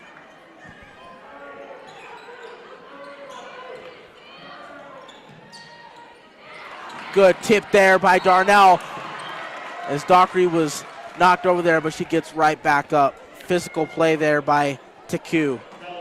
I admire how Dockery is taking this so seriously, as she is honored to be on the team as a freshman, and she's not taking that lightly. And we need that right now. Anything can happen times. And with that foul, the Wizards are in the bonus now, so every foul give the Wizards a shot at the line. Dockery can't get her first free throw to go. Back into the game is Charlotte Brennan.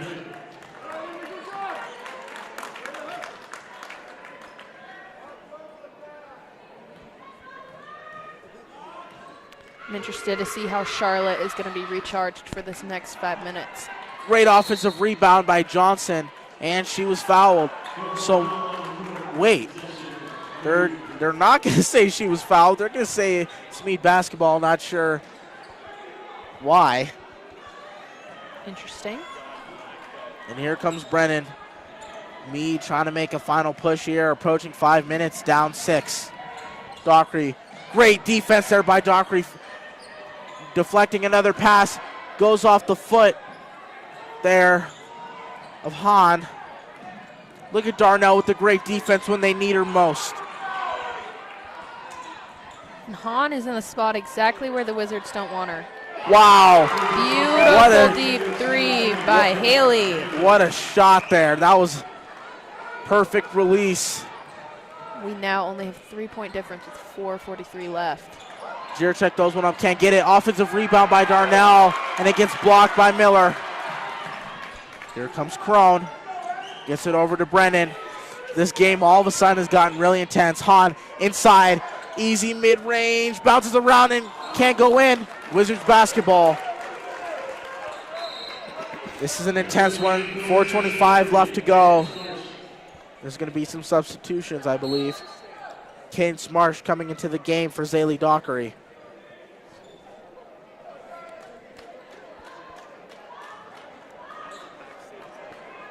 Here we go. Here comes Jiracek. Students are standing up. It's getting exciting. What a move by Riley Hess there. A lot of offensive rebounds by the Wizards and putbacks, but none of them are able to go. Wizards trying to get back on defense. Hahn rumbling down the court, the floater, and it goes straight in. Windsor only up 1. This is not a time for mistakes. This is high energy in Not here. at all. Here comes Darnell. Over to Hess, to Jiracek.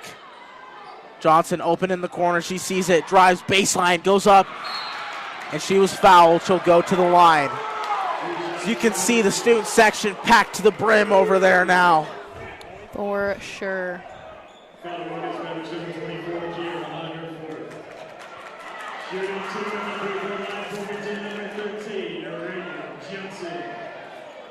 Best game we've had all season here for the Wizards. So true. This is our player to watch, Reagan Johnson, senior. She gets her first free throw to go. 5 made free throws on the night for Johnson. She's averaging 67% from the free throw line. She gets her second to go as well. As Windsor has been averaging 55 points per game, also with Mead 55 points per game, we're now looking at a 56-53 game, which is pretty on par for these teams. Right. Here comes Brennan strolling across the Crimson W. As Darnell coming up playing that defense into the corner for Miller. Back to Haley. Defense chance over there from student section. Look at Wright, shuffling her feet. Oh, and they're going to call a foul on Haley Wright. I thought that was clean there. Refs thought otherwise. Wow. Interesting call there.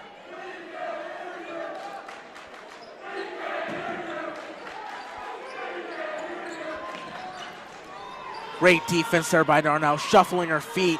They kick it out. Wide open three from the top of the key. Back rim. and it's rebounded there by the Mavericks. It's going to be a foul on Marsh. That was a little intense by her. I did see that, but yeah. Marsh playing with a little bit of frustration tonight. She hasn't been able to get it going on the offensive end. Reagan Johnson will be coming into the game for her. As you can see in the background, all these little junior wizards in the back. It's junior wizard night. The theme for the boys' game is elementary school. So I'm not really sure where they're going to sit because it's a packed house in here tonight, but we'll find out. As Crone is able to knock down that free throw. Bench very hyped over there and this isn't for the Mavs. This isn't unusual for Mead. They're used to this intensity due to the fact that they did lose to Holy Family. 45-44 score, so they're ready. They're prepared for a game like this. This is the last one they've had was just like this, so they're prepared if anybody because Windsor's had a lot of blowouts recently. And I believe that they called a technical foul on one of the Wizards players here as you see them all go down to the other end. I believe it's on Haley Wright. And wow, what a move here. Zaylee Dockery coming into the game for the Wizards in the most crucial part of the game. This is a very, very intense game here. Carolyn Crone with her technical free right here. Good rest time for sure. She knocks it down. Wizards only up 1.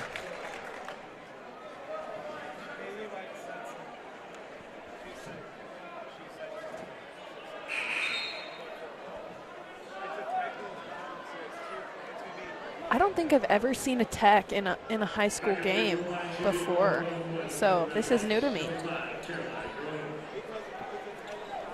Crone attempting her 3rd free throw here. She made the first 2.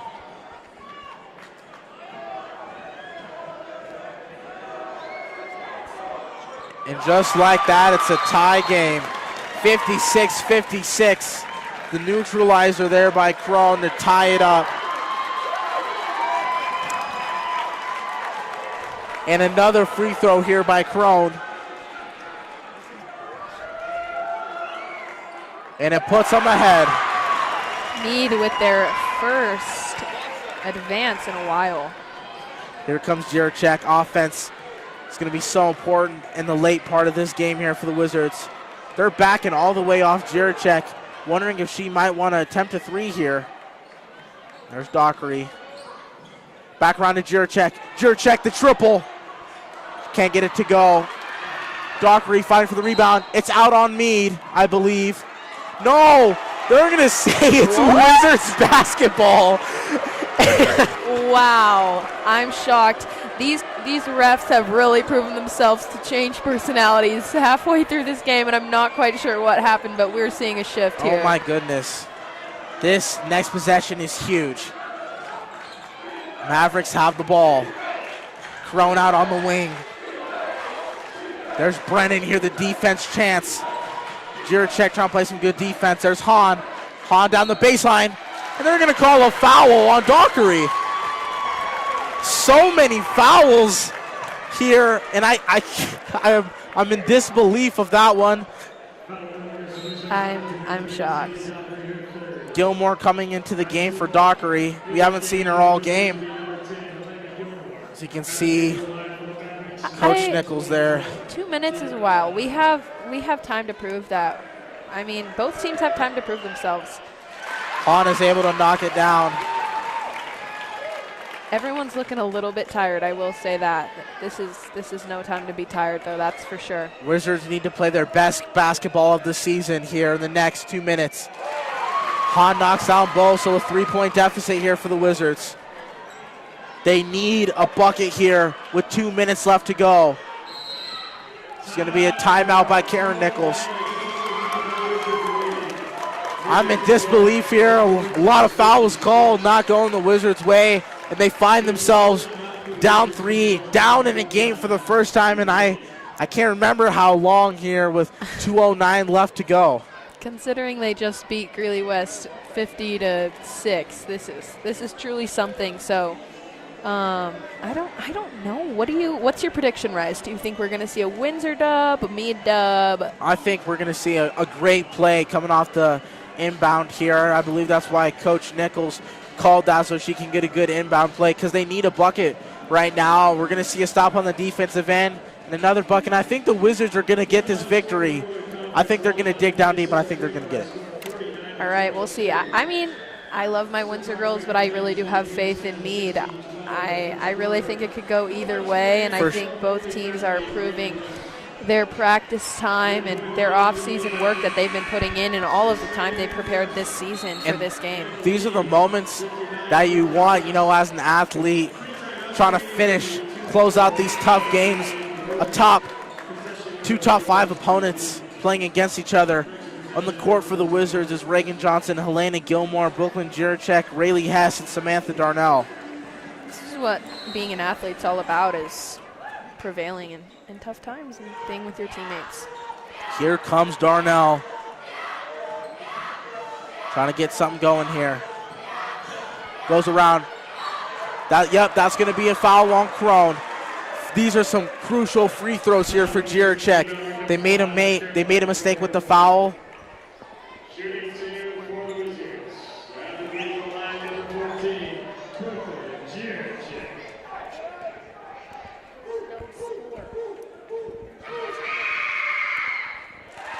Jiracek is able to get her first to go.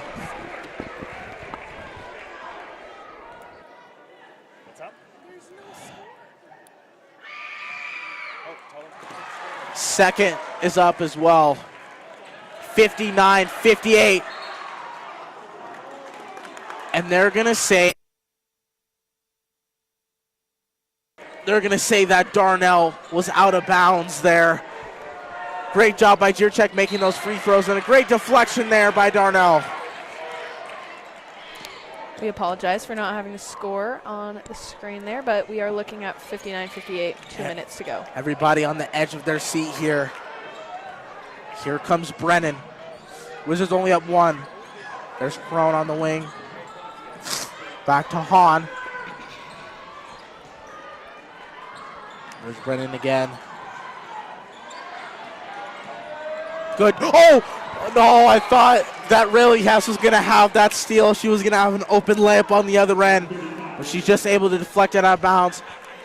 1:35 left to go. Hahn is going to inbound it. She gets it in. There's Darnell. If anyone can get the ball, it's Darnell here, and they call a foul on Darnell. Wow.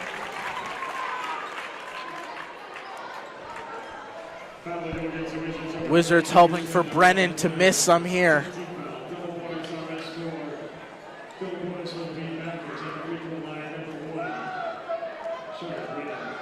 Brennan's free throws up. Money. Wizards down 2.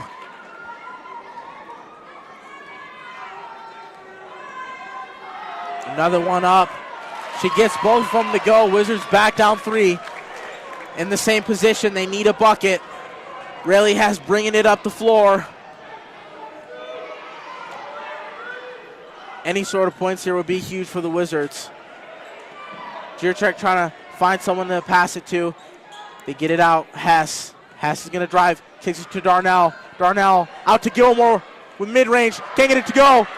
And they don't get the rebound either. They're going to need a defensive stop here. Oh my goodness. Look at Darnell with the great defense. They get it to Hahn. They're trapping them because they need him to get a stop. Oh, and they get it. Here comes Johnson. She gets the layup. 45 seconds left to go. Wizards only down 1. Oh my gosh. They're trying to get the turnover, and it goes off Darnell. Wow. Score is 61-60, 39 seconds to go. It's going to be a timeout for the Mavericks here. What a clutch defensive play there by the Wizards. Getting it down and getting the buckets.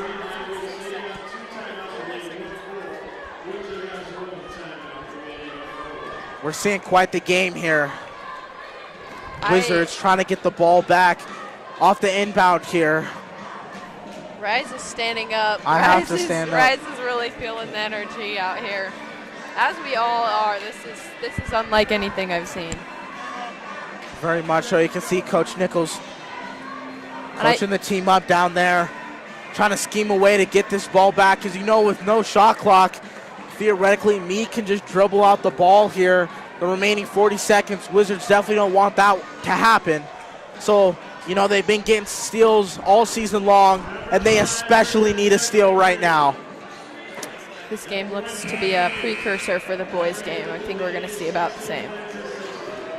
Here we go. The play of the season for the Wizards. Johnson defending. They get it inside to Hahn. There's Darnell. She's got 2 defenders on her. They get it over, trying to get it forward, and they do. Get it down low. Crone, she's not going to go up. Timeout for Mead.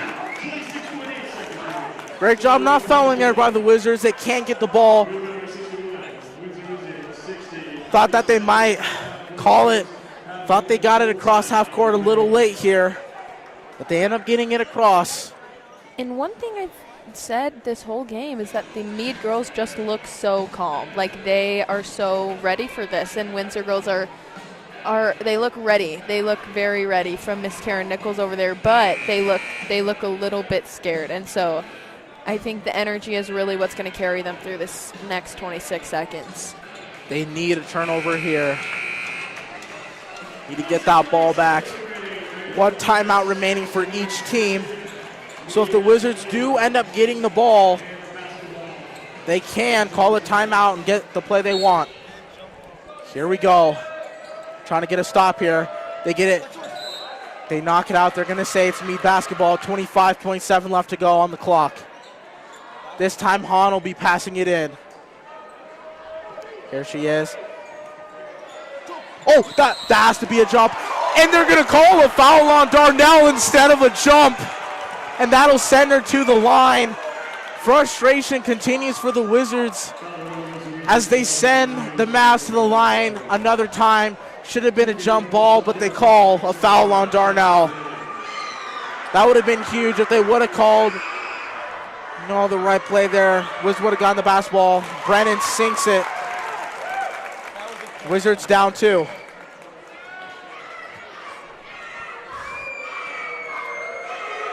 Chanting for an air ball. She misses her second. That's huge. Jirachek with the rebound. Gets it to Darnell. 20 seconds left to go. Over to Hess. Hess. She gets they called a timeout. What are they going to say? Are they going to say she stepped out? Or are they going to give Coach Nichols the timeout? Oh my goodness. This is huge. This is huge right here. I believe that Coach Nichols had that timeout. Everyone on the Mead side is on their feet. And they called the timeout. I thought that the refs were going to give the ball to Mead right there. I was about to flip. I was about to jump down onto that court. Everybody is standing up here on the broadcast side, and I've never seen everyone standing up. This is unreal. So this is the play of the game. Wizards undefeated streak on the line here. They've been 12-0 in conference play, down to 14.4 seconds. Who do you think is going to get this bucket here for the Wizards? Oh gosh, I don't know. I think we've seen a lot from Rayleigh. So we have, and she's a great just shot creator. It's true. And a packed house. This is an incredible atmosphere. Wizards now with no timeouts, so it's bang or bust here. They need the bucket. Mavs with 1 timeout remaining. 14 seconds to go. 62 Mead, 60 Windsor. We're looking for a 3-pointer from Windsor here, but time will tell. So on the floor for the Wizards is Darnell, Johnson, Hess, Jirachek, and Gilmore. Here's Darnell with the inbound. And here we go. Gets it in to Hess. Hess driving, going, nearly loses it out of bounds. Gets it to Darnell. She drives. Johnson is wide open, and she gets it to go. And the Mavs are going to call a timeout. Johnson gets it to go down low. What a play. The player of the game. What a design there Holy cow. Darnell with the assist of the season. They're gonna put some time. They're gonna put some time back on the clock. Wow. Wow, looks like we're gonna see a replay. 2.9 left to go. Oh my goodness. Wow. So here's what a play design here. Hess nearly loses out of bounds, stumbles, gets it out to Darnell. She drives inside. All the attention goes to her. Johnson wide open, goes up with the right. She's able to knock it down. What a play by Reagan Johnson, man. We said that we were going to watch her before the game, and man, she delivered, but it's not over yet. 2 seconds is plenty of time to get a shot off. It's more like 3 seconds with 2.9 left to go. What is good for the Wizards is that they will have it all the way at the other end of the floor, so they'll need to make it all the way up here. No matter the outcome of this game, everyone has the right to be proud because they have played their butts off, and it is looking great. Here we go. Coach Nichols firing up the student section. Everybody's on their feet. Same lineup here for the Wizards. Here we go. Wizards could also force a turnover here. And they throw it out of bounds. They throw it out of bounds, so the Wizards will have a chance to get a shot off. Oh my goodness, what a play there by Hess, putting the pressure on the inbounder. This could be the shot of the season here for the Wizards. Wow. Darnell with the inbound. They get it back to Jiracek. 2 seconds. Oh, and the Wizards lose it out of bounds. 0.2 seconds left to go on the clock. Wizards making sure that everybody is guarding someone. 0.2 seconds left to go. They're just going to pass it in, and we're going into overtime. 62-62. Everybody's hearts racing on both sides of the court. This is a packed house, standing room only, and what a game we're seeing tonight. It's going to be a late night here at WHS. Boys game was supposed to start, what was it, 7:30 or 7 game? I think it might have been a 7:30 game, and we're looking at 7:50 here, Windsor, Colorado. If you're tuning in from out of state, it was quite the snowy day today. Not very sunny vibes, but these girls. And what a clutch shot there by Reagan Johnson. Incredible shot. I think it's so awesome we had her as our player to watch this game, and she truly is delivering, like you said. What a game we're seeing here tonight. 62-62, but this is a whole new game here. It's 0-0, 4 minutes. There's no room for mistakes, because if you get down quick, that could be it for you. 100%. Zero room for some filthy play. I mean, we need to be aggressive. We need to be passionate about our plays, but no time for fouls, no time for any chance to get Mead the ball, because they can knock down a few free throws and they've got the head. So we have to stay firm on how we play, and playing clean but playing strong, and I think that's super important right now. 10 fouls each for both teams, so they're both in the bonus. Anytime there's a foul, they will go to the line. And here's again, if you missed it, Hess going left, going right, nearly loses it, gets it back to Darnell, drives inside, 3 on her, none on Johnson, and she puts it right up and makes it. What a play there by the Wizards. Just like we saw from Zaylee Dockery, like that momentum really at the end of each quarter really matters. So I think they can do something great with this. Both teams have the possibility. They're both very strong. Reagan Johnson and Kira Hahn will be here at the jump, and Hahn has played a fantastic game as well as Johnson.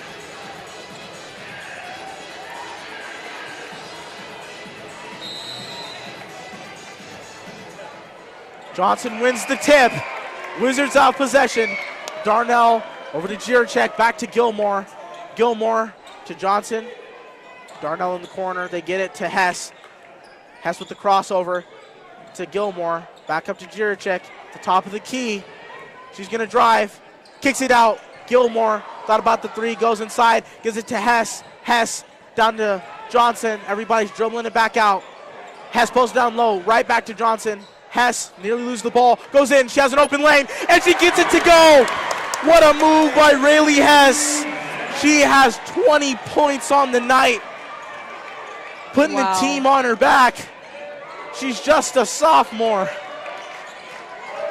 But here's the defense of the Wizards. Brennan, who's been out there all night organizing this offense. At the top, she's trying to find someone taking her time. She knows how important this possession is for her team. There's Crone. Back up to Hahn. Back to Brennan. Coming off a screen there. She's going to drive. Kicks it out. Open three for Mead, and they sink it. Open three there by Miller. So the Wizards are back down 1.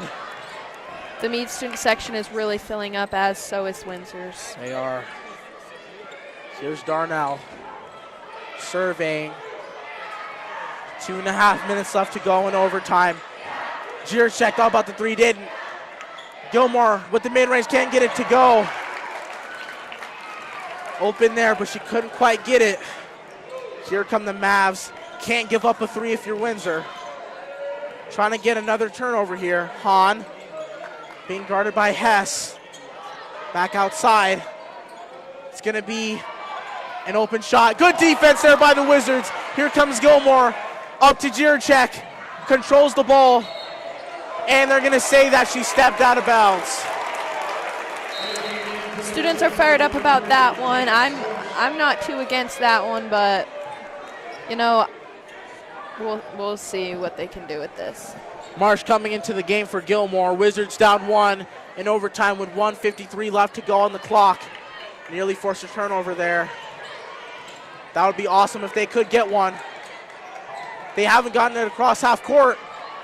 Here they go. Kick it out to the corner. Crone is not going to shoot it.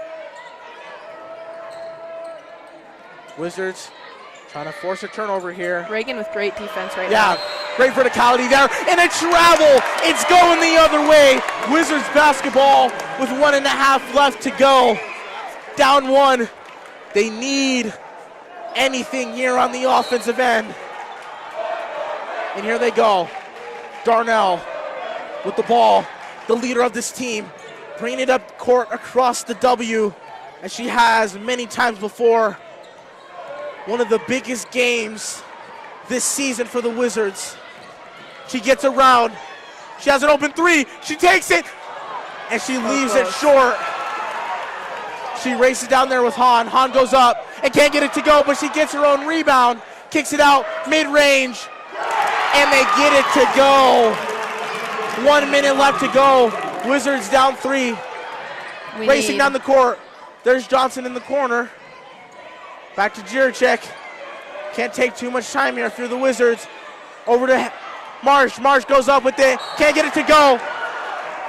And they're going to call a blocking foul. Marsh is going to go to the line for 2. She needs to hit these. Mead fans fired up with this one. Wow.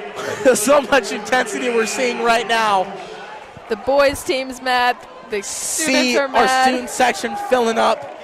It's a packed house here tonight. Wow.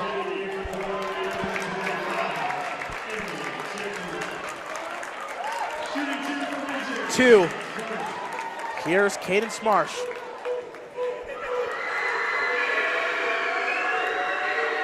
Up and in. Clink at the back of the net is heard for Cadence Marsh. Wizards down 2. Each team with 1 timeout. Marsh is the leading free throw scorer for Windsor, so this is a good position for us to be in right now. Yes! It's going to be a violation. Oh, but it's on the Wizards. Wow. On the Wizards. Oh, my goodness. This is honestly painful at this point. It is. The refs are really dictating this game tonight, if you will. Mavericks up 2. Wizards just trying to play some defense here. And that's a smart foul there by Darnell. Wizards can't have them wasting time off the clock here, so Hahn will go to the line for 2. Can't believe that The refs called that last one. That's really tough. That's a real tough call.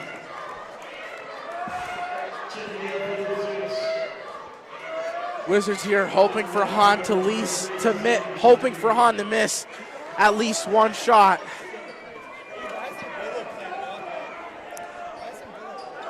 If she makes this right now, they're in a pretty good standing, but crowd getting loud, trying to throw Hahn off her game. It goes up, and it's in for Hahn. Mavs up 3.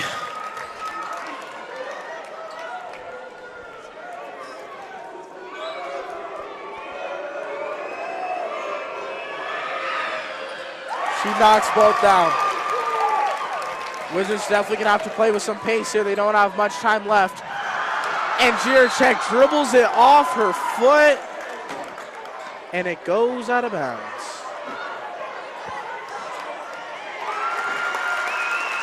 Tough play there for Jiracek, man. She's had a great game tonight.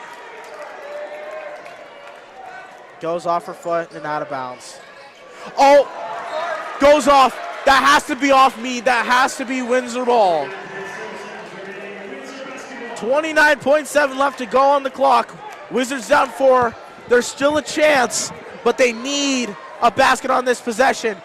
They get it to Hess. Kicks it out to Dockery. Dockery goes up, and she gets it in. The freshman with the clutch bucket. Mead fans are calling that one a travel. Interesting.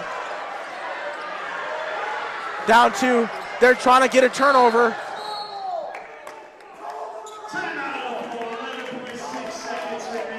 Timeout here. Wow. What a game we're seeing. 10 seconds left. 11.6 seconds left to go in this game. Wizards down 2. So you're probably going to want to foul here. You're gonna try to get a turnover clearly off the inbound, but if you can't do that, you got to foul immediately. That's your best chance. No timeouts left for the Mavericks, 1 left for the Wizards. Then this is quite the thriller. Thriller indeed. No matter the outcome of this game, each team has the right to be so insanely proud of the way they played, the prevailness of all of just the adversity they all faced, and we thank you for tuning in. Mavs up 2 on the Wizards. 11.6. Dockery, Marsh, Jiracek, Johnson, and Hess on the floor for the Wizards. They are desperate to get a turnover here. They've been getting steals all season. Can they get one right now when they need it most?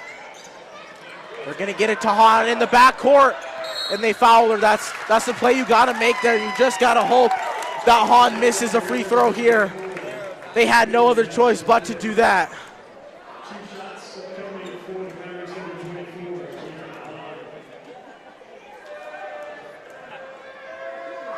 It's up. Oh, and she rolls it in. They're up 3. Hahn looking for the dagger here with this final free throw. Oh, and she gets it. Wizards racing up the court. They need something here. It's going to be a timeout for Nichols. Smart play there. Wizards down 4. Most likely the dagger there from Hahn. Wizards down 4 with 6.9 seconds left to go.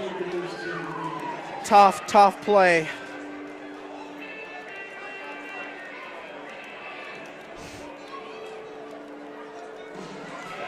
Wow.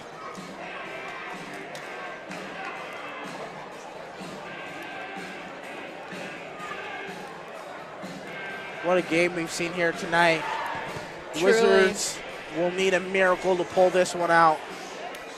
And we've seen Karen Nichols get fired up. And this Mead coach, he seemed pretty calm here in the beginning, not really on Karen's level. And now he is truly really getting things going here.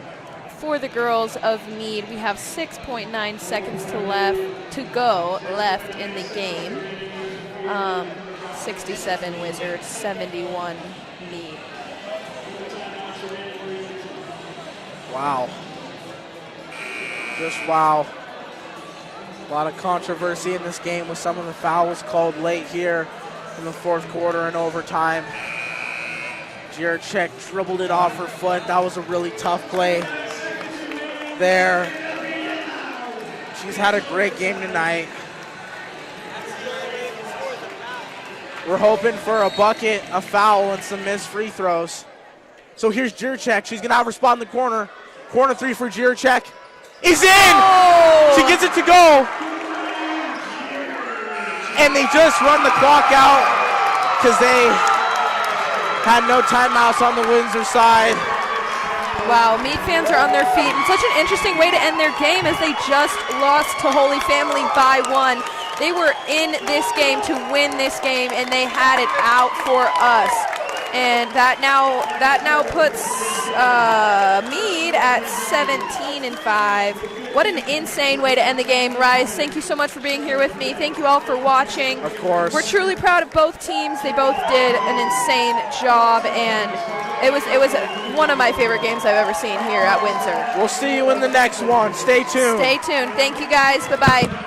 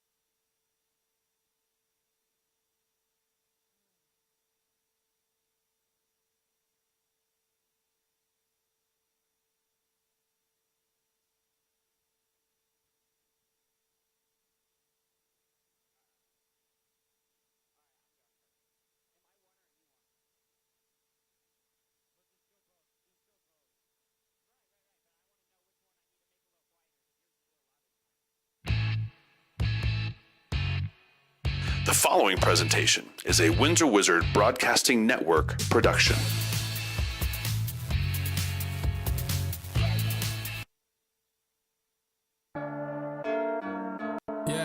Feel like John Morant, need a triple-double, told him check the stats, I got a couple, I don't drop the ball, now I never fumble, I'm the MVP, now I feel like Russell, feel like John Morant, need a triple-double, told him check the stats, I got a couple, I don't drop the ball, now I never fumble, I'm the MVP, now I feel like Russell, I need it now, told him on the lay, I've been moving dog.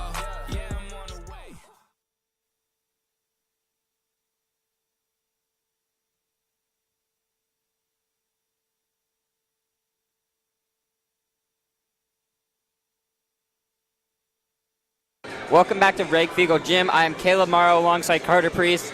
So we just had a really emotional girls game. Wizards did take their first loss in a long time, Carter, but got a quick bounce back here. Yeah, we do got it.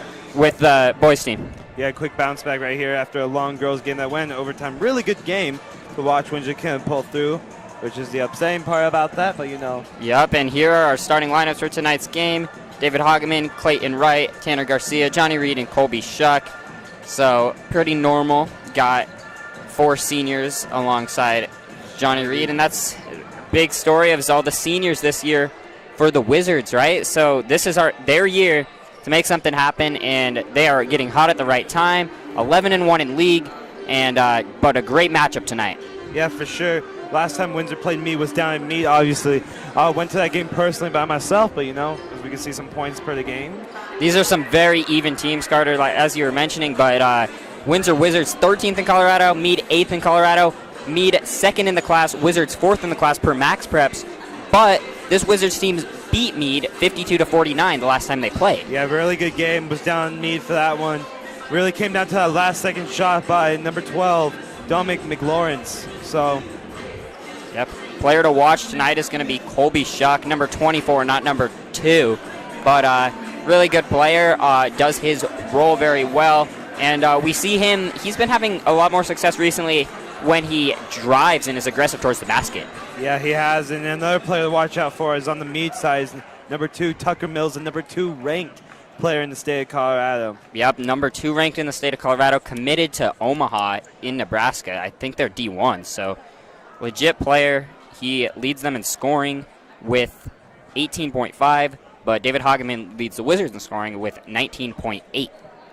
Yeah, Hageman last game against Mills, those two were going at it every minute. They're jawing at each other. It's a good game, really good game. And yeah, these like we said, these are 2 of the top teams. Wizards on an 11-game win streak, and the Mavericks are on a 7-game winning streak. So 2 red-hot teams, and maybe the 2 best in the conference, and this should be a great one tonight. Winner of this gets the conference. Yep, so it's a big, big game for the Wizards. Probably their biggest game of the season. And it defines again another one of those dates on the banners up on the left side of the building. Yep, and this just should be a very good game. Like we said, Wizards won the first one, so Mead looking for some revenge. Mead this year is 6-1 away, Wizards 7-1 at home. And we can give you all the numbers we want, but the point is these teams are very, very even. Yeah, it's going to be coming down to the last shot. It's going to be coming down to that last possession.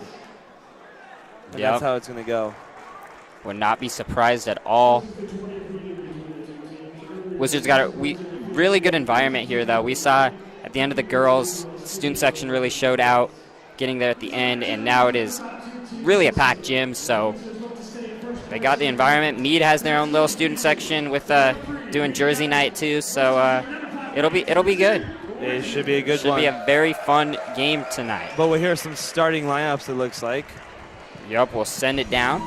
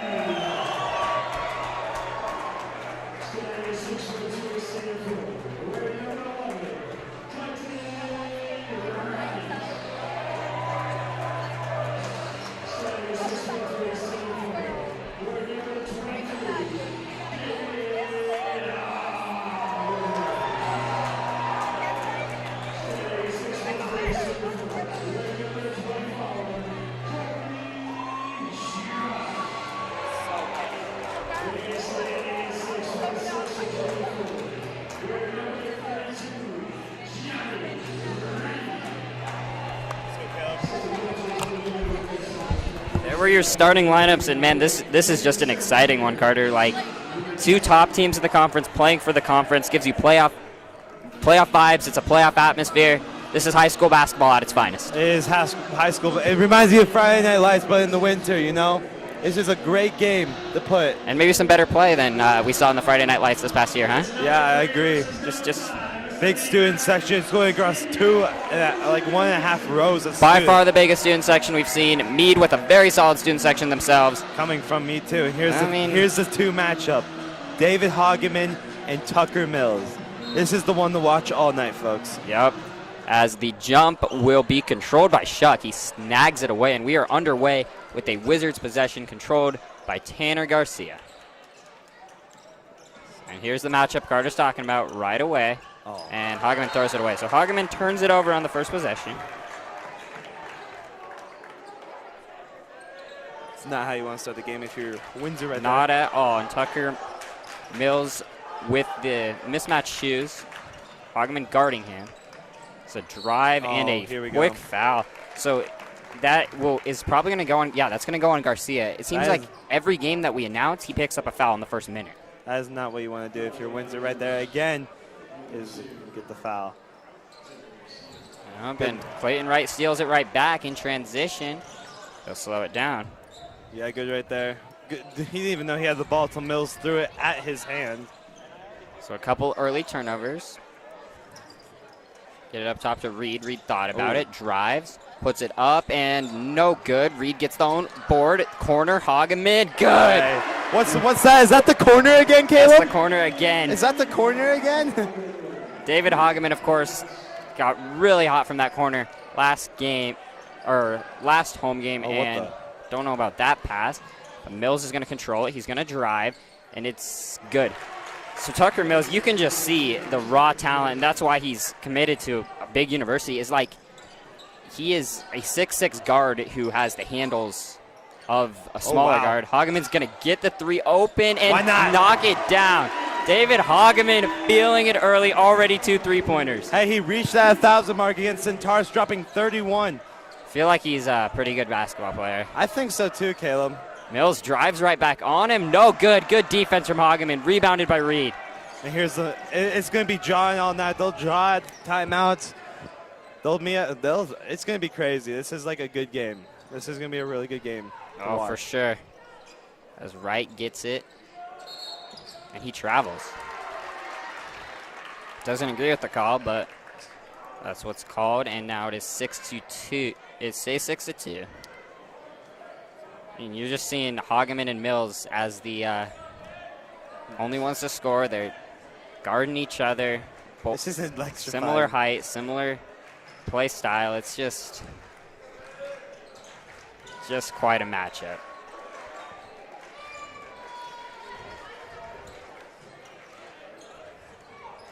Bassett drops it off. McLawrence drives on Reed, spins. Good D. Yeah, really good D by the Wizards. Forces the turnover up to Hageman in transition. He goes up and in. Over Mills. Hageman gets already his 8th point of the game. I don't know what Tucker's going to do about that one right there. It's just great to see Hageman get going like this. 8 points already. McLawrence trying to go at Reed. He's going to spin. That's a nice take. Give up for McLawrence right there. Really good play right there. Doing that little spin action. No Hageman way. Pulls up. He's feeling it. Leaves it short. I was about to say. Rebound cleared. Mills goes to the corner. Star shot. Star shot. That should be the new word from the logo. That's what we call the logo here. Angelo passes to Reed, but Reed is going to hit it out of bounds. You know, it's like a little, just to get a glimpse, just don't want to go over, just might as well hit it out. Again, this is for the conference title. Yep, it's a huge game. McLawrence is going to get fed the ball again on Reed. They feel like they have a matchup there. That's not a great shot, and Reed gets the rebound. Yeah, really good defense from Reed. Really not jumping on any of those pump fakes right there. Wizards quickly on the offensive end. It's weird. Hageman will guard Mills on the defensive end, but he won't guard, Mills won't guard Hageman. He's been on him a couple times, but you're right. Only on switches, really. They have McLawrence tied on him, though. Reed doubled down low, goes to the corner. Hageman will shoot the contested shot. Never a doubt. That is 3 3-pointers already for David Hageman in an 11-4 Wizards lead. David Hageman, just a great player. He gets hot from 3. He knows, puts it on his back, keeps shooting. What generational talent. He's had 2 back-to-back 30-point games. Just a straight stud.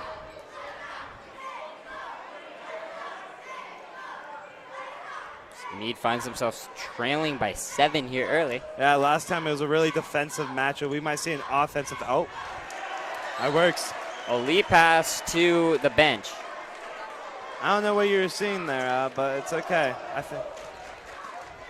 Missing the fundamentals. Oh, Hageman's open again. He wanted it. They get it to him now. Gotta go down low to Shuck. That's good defense. They're going to call it foul. It's a tough call, but that's the call. Barely. Maybe we'll see that David Hageman lob right here. This is where they it's going to be a 3. Wizards do a really good job at getting those lobs. They went for it, didn't work. They went for it twice. And they still forget about Shuck. Shuck scores the first basket by a Wizard not named Hageman. And the Mavericks need a timeout, already down 9 in this one. Let's go. That's really good for Windsor right now. Up 9 against a really powerful school. Yep. That's what I like to hear. Got to try to hold that lead now, though. It's not going to be easy. No, they'll come fighting back for sure. Yep. Cheer team just got back from nationals. Good for them. Good for them. Very true.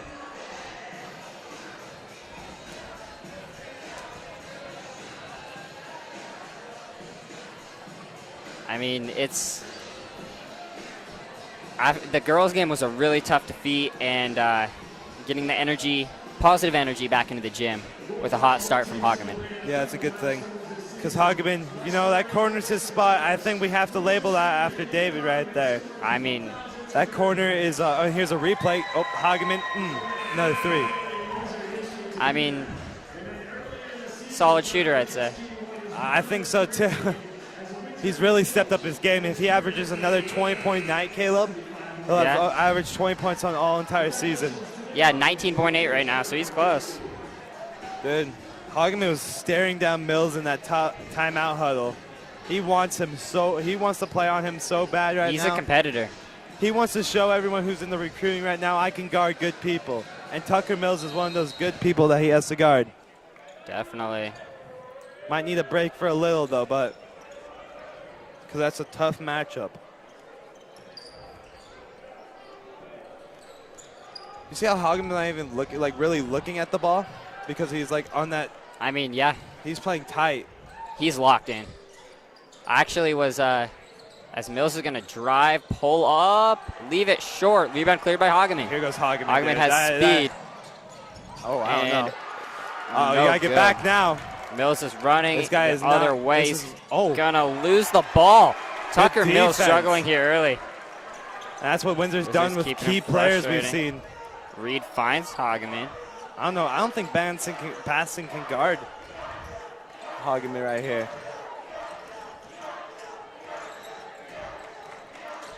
Pull up. Shuck's gonna pull up. No good. Rebound grabbed by Mills.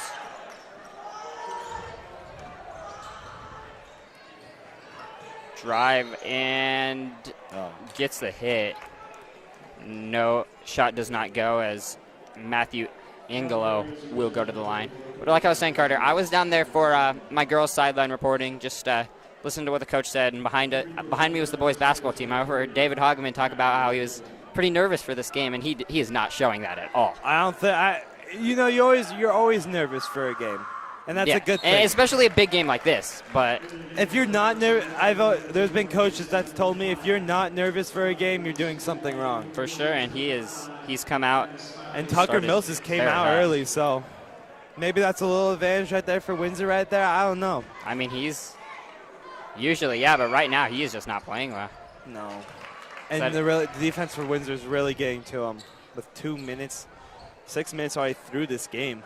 So both free throws go. Smiley and Johnson both ended the game for the Wizards. Garcia's going to drive, get down low to Johnson, who puts it up and in. This is a great start if you're Windsor right now. Now Hageman's going to go on that second best player, Basson, right there. He's a really good scorer if Mills isn't going to go, but. And that's why you just got to love Hageman as a player. He's guarding their best guard. He's scoring points as this is a 3 that's good. Very pretty good shot from Donovan Weiss, who's in off the bench for Mead. Really good looking jumper. That might get Mead going right here, and that's Windsor didn't really switch on that screen right there. Just a 6-point game with a lot of time, so. It is true. A lot of time in this game. We'll get our own little 3-point shooter in Bachhaus coming in. No way. Hageman, just short. And fighting for the rebound and getting it is, of course, Tanner Garcia. Finds Shuck, no good. Gets his own rebound again and puts it in. Hey, grabbed that right over him. That was pretty good right there. But, Garcia is always the player to watch out for. He's such a good player. And Garcia, just like that, rips it away. Johnson in transition. Goes up and gets the foul. He'll shoot 2. Really good basketball right now for the Wizards. Good defense right there from the Wizards. Good defense turns into good offense a lot for this team. We saw that just a big part of this team is getting those quick possessions, and that's. And this is another part, making your free throws, which he does. But here comes Tucker.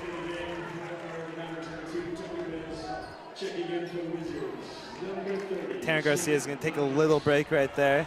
Just keep him out of foul trouble. That's the main thing. Garcia and good again. So Zach Johnson has been emerging a little bit as a scorer for this team. And, of course, Hageman will go right back on the Mills. And Zach Johnson will take their second best scorer right there. Basson. And then, of course, McLawrence will be guarded by Shuck. Oh, my gosh. Deep 3 from Basson. Good. And he signals to the student section a little. Okay, so that was something. This is going to be a good game, Carter. This is going to be a good game, Caleb. Last time McLaurin's missed the game. The environment's there. What are you doing? Wide open. David Hageman. I don't think that defense is going to work. I don't think it will either. Right back at them. 4 3-pointers, just a casual 4 3-pointers in the first quarter for David Hageman. 4 3-pointers. He could break the record right here. He's on pace. He's travel. I don't know. That could have been a travel right there. Hageman's still right there with the defense. And the good thing that he didn't cause a blocking foul, which is really good. Basson drives. Nice back cut. Good closeout by Smiley. Last shot right here. You do not want him to give another shot right here. Especially with Tucker. Oh, he throws it to Mills, and now Hageman from behind. Oh, good move by Mills. That is pretty right there. Lets him go. 8 seconds. Wizards. Hageman got to shoot another 3 right here. He's going to do it. He's got to shoot another 3. He puts it up over Mills. Oh, no good. That would have been very hype, but 8-point lead at the end of the first quarter, and just what a quarter for David Hageman. Really great quarter. Obviously, so he scores just a casual 14 of the Wizards' 22 points, as many points as Mead had. Yeah. But also right there, his defense on Mills was also a big part of them. Yeah. So just holding Mills to 4 points right there. Holding Mills to 4 points, scoring on his own 14. That's some talent right there. Just playing really well right now.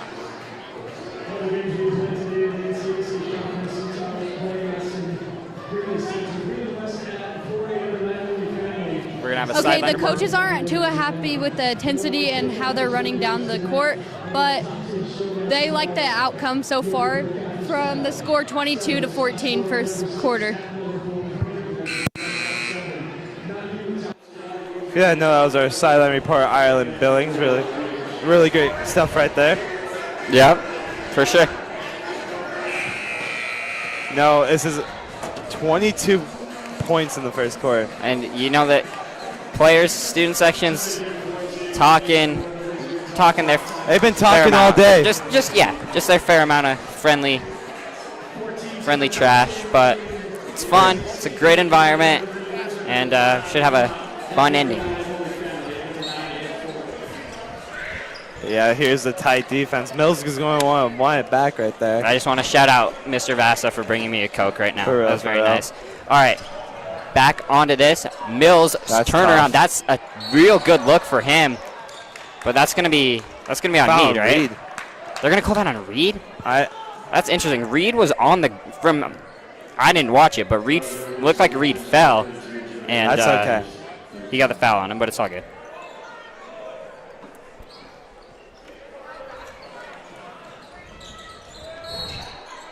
Yep, there's the legal screen right there. And it'll go right back the other way. So I guess ball don't lie in a different way. That's what I was thinking, yeah. Because it really, I don't know, you see Reed on the ground, you automatically think. I mean, yeah. We don't know, though. These officials go through a lot. They did their best. Especially this last game, dude. Hageman's still not come out of this game either. He probably won't. Back cut to Johnson, and they're going to get that on Mills. Maybe on Mills, yep. And that's what they did. Mills got into foul trouble really early down in Mead. They got 3 fouls in that first half. Hageman is dying right now. And he puts up another one, leaves it short, but John Bacchus right there. Hageman fighting for it and gets it back. He wants this so bad. He wants another point. Oh, what a move. Oh, left it short. Oh, foul call. Going the other way. You know, Zach Johnson is just a casual, pick up the 5 sometimes. It's okay, but he plays great defense. It's a good way to foul out, I'm saying. Oh, yeah. I mean, if he comes in, gives you 15 minutes, fouls out, but plays really good defense, that's just what it goes. That's what matters. That's a tough. Oh, my gosh. It doesn't go. Hageman, a little out of control in transition. We'll stay with the Wizards. Hageman is showing that he wants this game. He might need a little break, but I would give it to him at the end of the half or end of the quarter, near the ending. Yeah, I mean, in a game like this, they're going to play him as much as they can. It's going to be Hageman's. They're gonna. Coach Ricchessi's going to play him absolutely as much as he can get good basketball. But this is like, here will be his break. But this is like like Denver Nuggets minutes. You're like, what's the plus minus? And just those little plays are I haven't seen any team do those inbound under the basket inbounds better than what the Wizards do. Yeah, no, just they do so it effective. So good. Mills drops it off. Look at McLaurin. defense from Reed. Look at that defense. Yep. Johnson's going to be on them though. He wants it still. McLaurin wants to go at Reed. I don't think Mills wants it. Oh, Garcia goes down. Basson puts up the floater, no good, but Mills is there to clean it up. Ooh. I mean, that was clean. Solid move. Solid move. Oh, there he goes. Wide open, Clayton Wright leaves it Tip long. it out. Oh, now Basson running the other way, spins, and really good transition defense right there from the Wizards. That might be a foul. Refs are gonna talk about it. Jump They'll call ball it a jump. would be Windsor's ball anyway.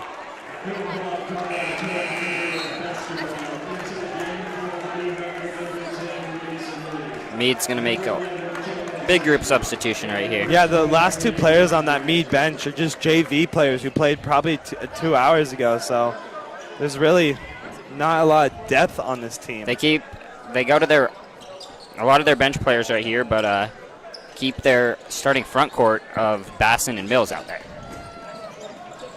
The question is, when do you bring? Oh, that is just a foul. straight shove. Reed might be getting in a little bit in the Reed head of likes Kellen it. Teku because he just shoved him to the ground, and Wizards will take that. Yeah, all day. Reed will take that push any day and won't retaliate, which is a really good thing about him.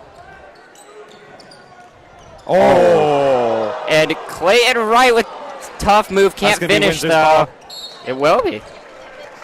I can't. Oh my gosh, Clayton Wright, you have to be feeling Johnny pretty good if you just dropped one of the number 2 player in the state. And just like that, David Hogman's back in. So a very quick breather. It's enough for him. He's a really fit player, if you like to say it like that. Yep, and they need it from him. They want as many minutes as they can possibly get out of him today. Take advantage of this, David. Comes in and just gets to work. That's his signature floater. Can't get it, though. Mills with another rebound. Dribbles through traffic.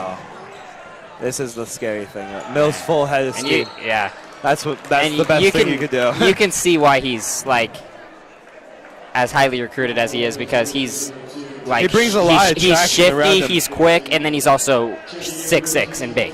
So it's... Man, Smiley's going to come in for Johnny Reed. Johnny Reed really needs a breather right there, which is... Reed's been in for almost all this game, too, right? Yeah, Reed's been in basically all this game. He's playing really good defense down in that block. Oh, just go to the corner, wide open, long. And that's going to be another jump.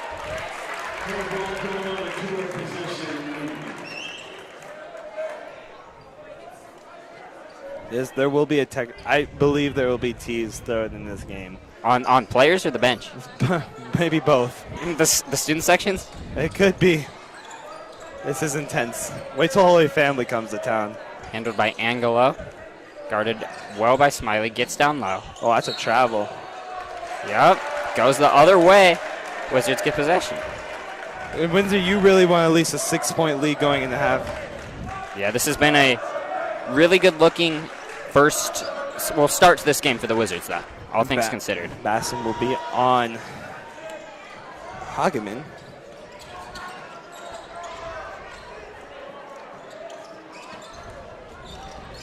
Oh, they're all slipping. Down low, Shuck, tough jumper. He hits it. Maybe it could have been an and one, but it's not my call. That was a good contact, yeah. Shuck is that second player who's been really stepping up into that second he's been scoring playing role. Very well as of late, and that's why he was our player to watch for Windsor's. today. It is. David Hageman, man. Mills is frustrated. He is flying around the court on the defensive end, and then he's always the Wizards' best player, but today more than ever, he has been just absolutely both sides of the ball really good. It's just, he's frustrating Mills is what Windsor wanted to do. He's doing everything you could ask of him. And they're doing that half-court trap. Smiley's going to drive through the defense, can't finish. That could have been an and one, but it's okay. Play back, play good D. That's where you want to win this game right here. Down low, a little out of control, but they're going to get a foul.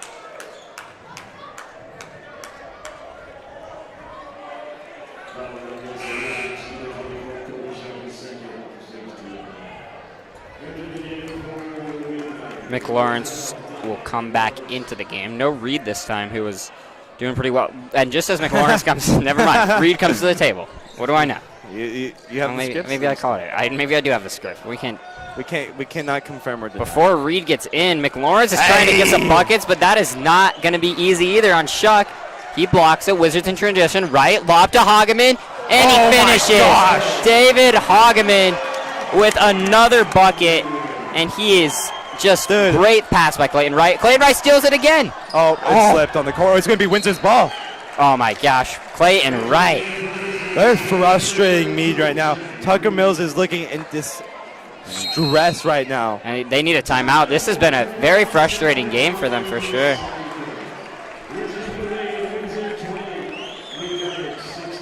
Dude, the court's kind of slippery. It's kind of like that Super Bowl turf, you know? Or maybe the handles have just been tight. I don't know. I don't know why Clay Wright's slipping right there, but, you know, it's okay.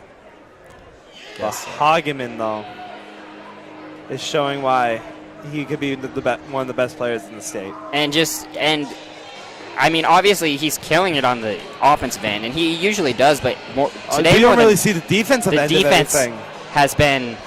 He does match up well against Mills. Like, he is one of the most fit to defend him you can find. But just amazing defense. He's like frustrated him. He's been everywhere and just. Dude, the B student section has been quiet too. I mean, not much to cheer about, right? Yeah, there's not a lot of cheer. Rankings are determined by the Max Preps rankings and Chess RPI. Windsor ranked number 4 in both of those. Mead ranked number 2 in Max Preps and number 3 in RPI. Top 8 teams have a chance to host the first round and Sweet 16. 3:57 to go. Windsor with the lead to game 16. Both will be in that.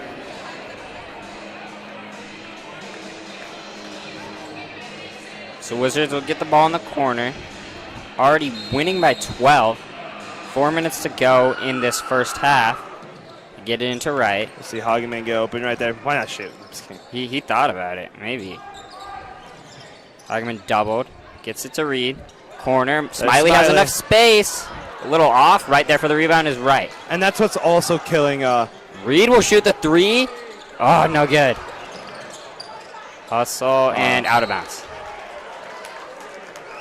So we see a rare Johnny Reed 3 attempt right there.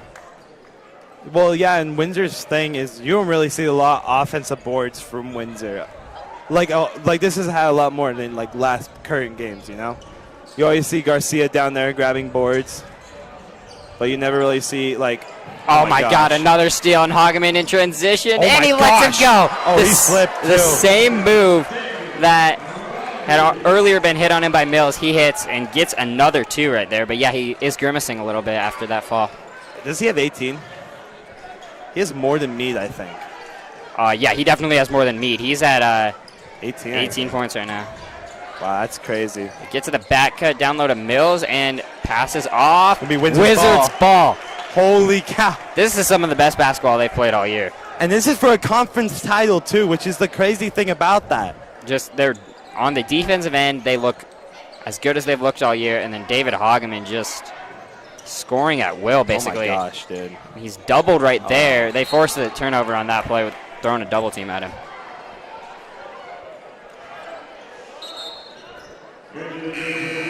We'll see Matt and Smiley check out for a little, you know.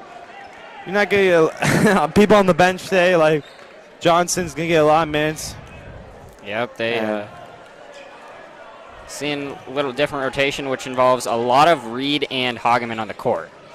And it's stolen away by Johnson. Wizards just racking up the steals. Hageman hit from behind, keeps going. There's a couple potential fouls on that play. Oh my gosh. Down low floater, no good. Mead just cannot get anything to go. You gotta slow this down. Is going to try to slow it down, but he's trapped. So oh my gosh, he's if he going to gets keep out of going. This. He's trapped. Timeout. This is a timeout or not. Oh, they got it. Corner. Right, has enough space, but short. And Bachhaus right there for the rebound. That's another 2 for the Wizards. Screaming air ball while they make a point. That's great. Yep, right when Mead thought they could get a chance to get their air ball chant in. Didn't work. Bachhaus is right there. This defense is crazy. Mills have turned the ball over probably more times than he has points. Yeah, Wizards' defense on him has been it's not shut down. Mills is just going to put up the 3 here, and no good. Just, he has to get something to go. He's settling for shots because just the pure frustration. Hogman's slipping a little from that slip right there. The court might have to be dry because they all been slipping a little. He's playing right through, and you imagine he's going to get the ball right here. No, they're going to get it to right. Maybe just let him relax in the corner real quick. Give him a little break. Corner, He's a three-point shooter. Space, and it's good. Windsor Wizards just absolutely feeling it right now. That is a 19-point lead on the number 2 team in the conference. I don't know if this lead holds. What will people in the conference rankings think? Where are you gonna vote them as? I mean, they already have Mead above Windsor as is. Despite the Windsor beating them, beating them at Mead. I think they were saying because they know Mead's a good team. I guess you could say Tucker was coming off a groin injury the game before. And that's just another miss from Mead. They just cannot get the lid off the basket. They push it up. Johnson has space. Hogman wanted the lob.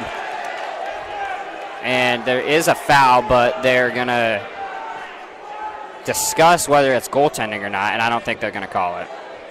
That's okay.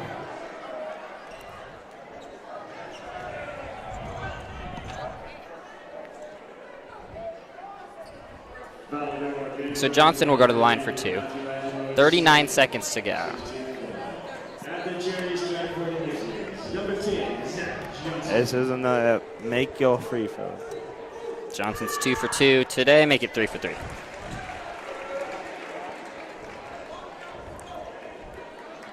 Carter, we came in here expecting a very close, entertaining game, and haven't even gotten that yet because Wizards have been nothing but dominant.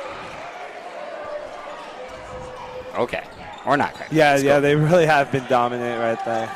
Double team. They didn't even see it. Jump ball. From behind, Hageman just playing lights out right now. What is going on?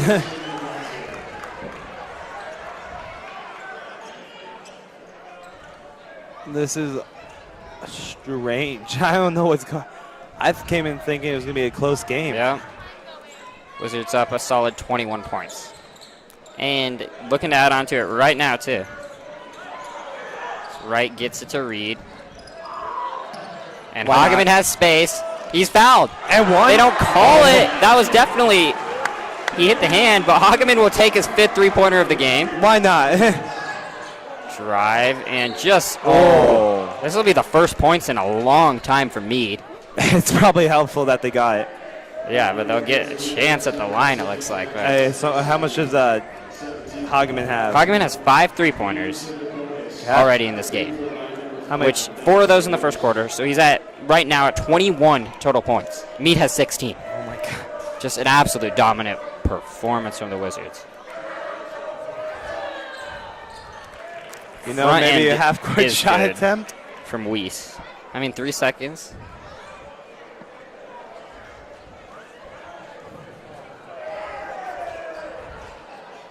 And the second one's long. Hageman on the defensive end. Oh, they're going to get a buzzer beater. That's going to go, right? Yep. Yeah, that's going to go. So a buzzer beater, quick extra 2 for McLawrence, but that does not change the fact that the Wizards are more than doubling up the Mavericks 40-19, and Hageman is outscoring the Mavericks. Down. We're going to send it down to Island Billings here in a second for a sideline interview with Coach Rikeski. How do you feel like the first half went? We're playing really well. It's good. Played great. Sharing the ball, shooting well, playing great defense outside of that rebound we gave up on the free throw. But it's a 32-minute game, so that's what we're going to talk about at halftime. What adjustments would you make for the team? There's none right now. There's no adjustments. It's about maintaining what we are doing. Okay, thank you.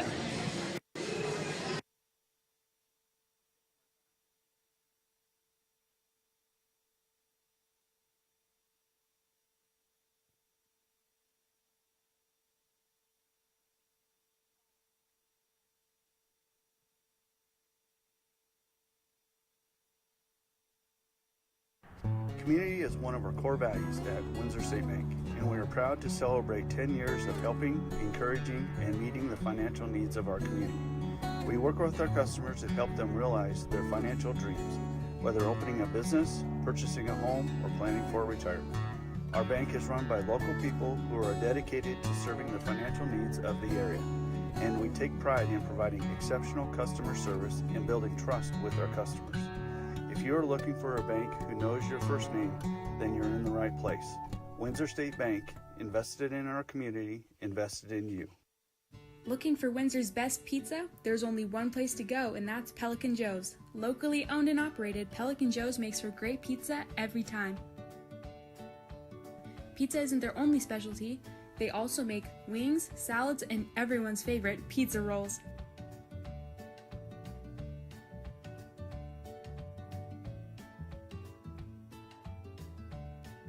Call Pelican Joe's now.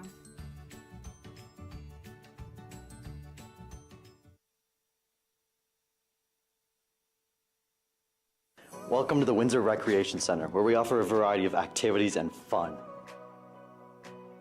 Everything from fitness classes for all ages to your favorite sports in the open gym. Drop off your children at the child care center so that they can still have just as much fun as you while still learning and spending time with other kids. We also have the best indoor pool in the area with a kids play area, swimming lanes, and even a huge water slide. For all prices and offers, scan this QR code right here.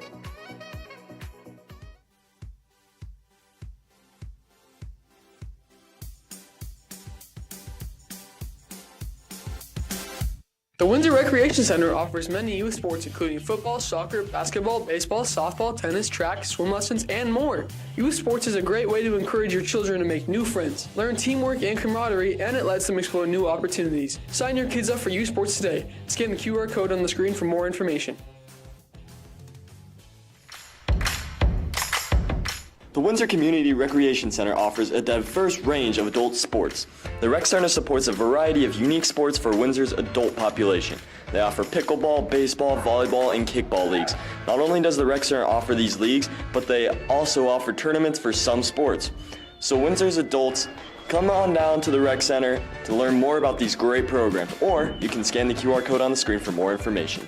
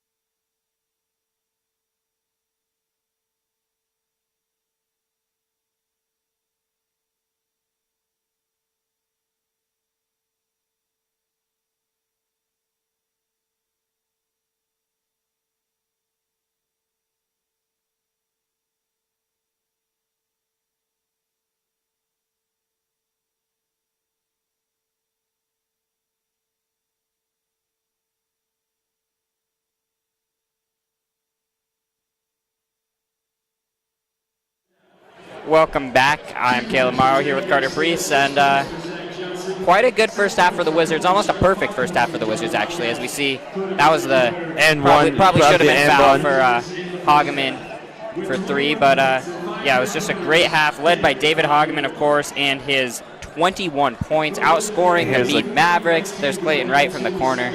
Actually, he got blocked if you look at the replay slowly, but so it doesn't count. But Bachhaus with the smart play to be there. Really smart play to be there.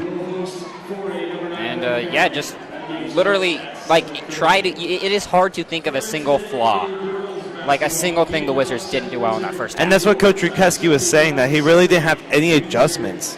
There was a nice bucket for Zach Johnson.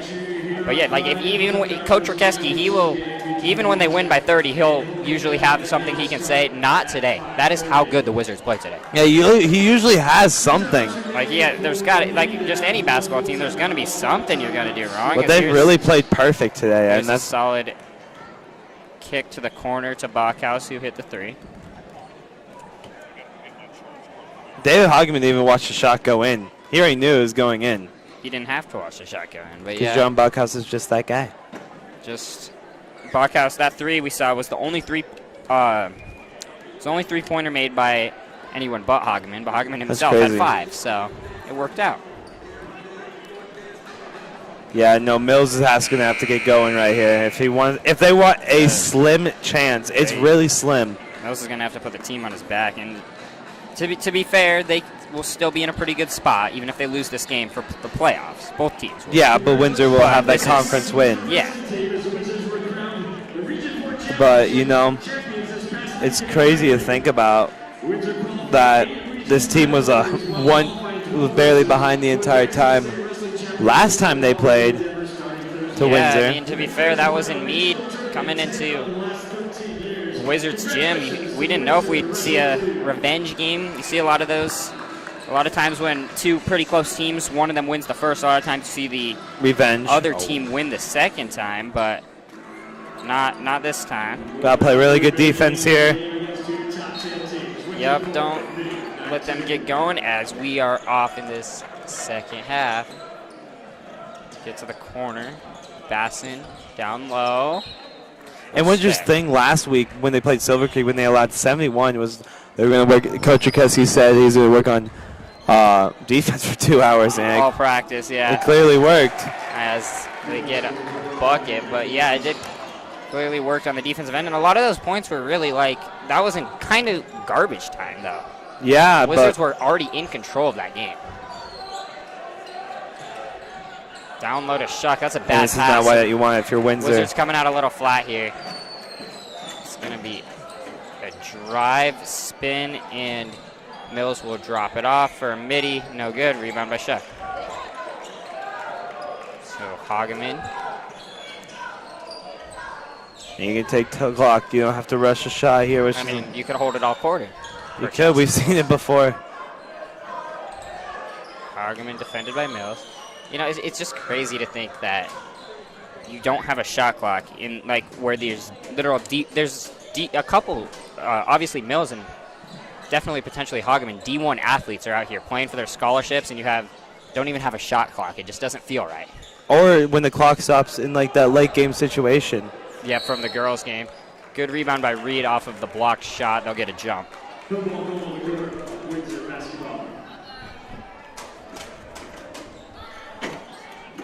We'll see if Windsor can actually get their first points of the quarter right here. We'll see Hageman be open for 3. They get a play to him. Oh, I thought he was about to shoot for a second the way he turned. Right. Oh, there we go. Nice crossover, Clayton Wright, but he is met at the rim right there to clean it up as Colby Shucks.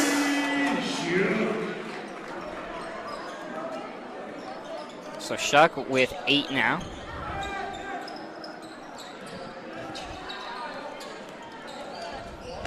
And drive. Oh, missed a layup. No good. Shuck clears it.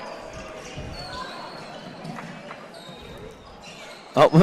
And Garcia I do not know what's gets going his on. own rebound and then his block.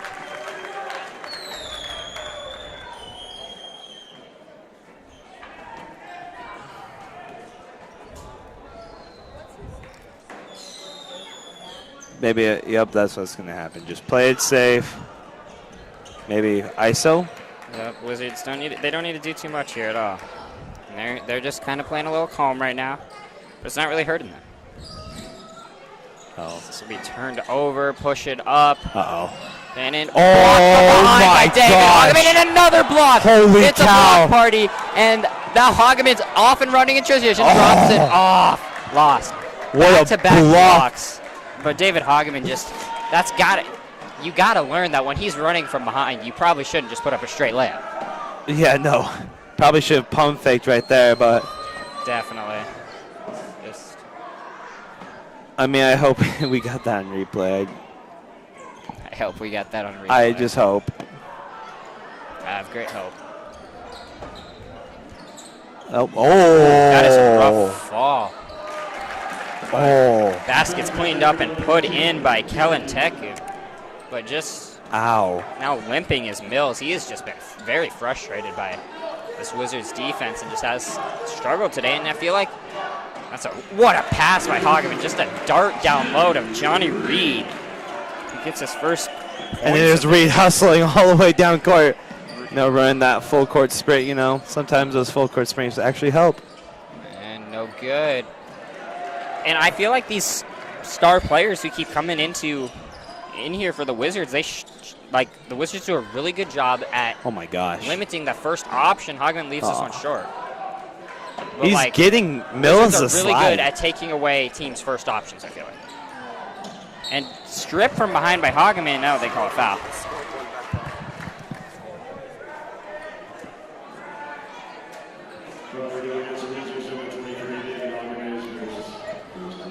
That's Hageman's first, too. We'll see what happens here. Maybe yep. Mills is just going to shoot over Hageman. Still no good. Just cannot get anything to go. And that's definitely a foul. Oh, no, that's a jump. It's tough.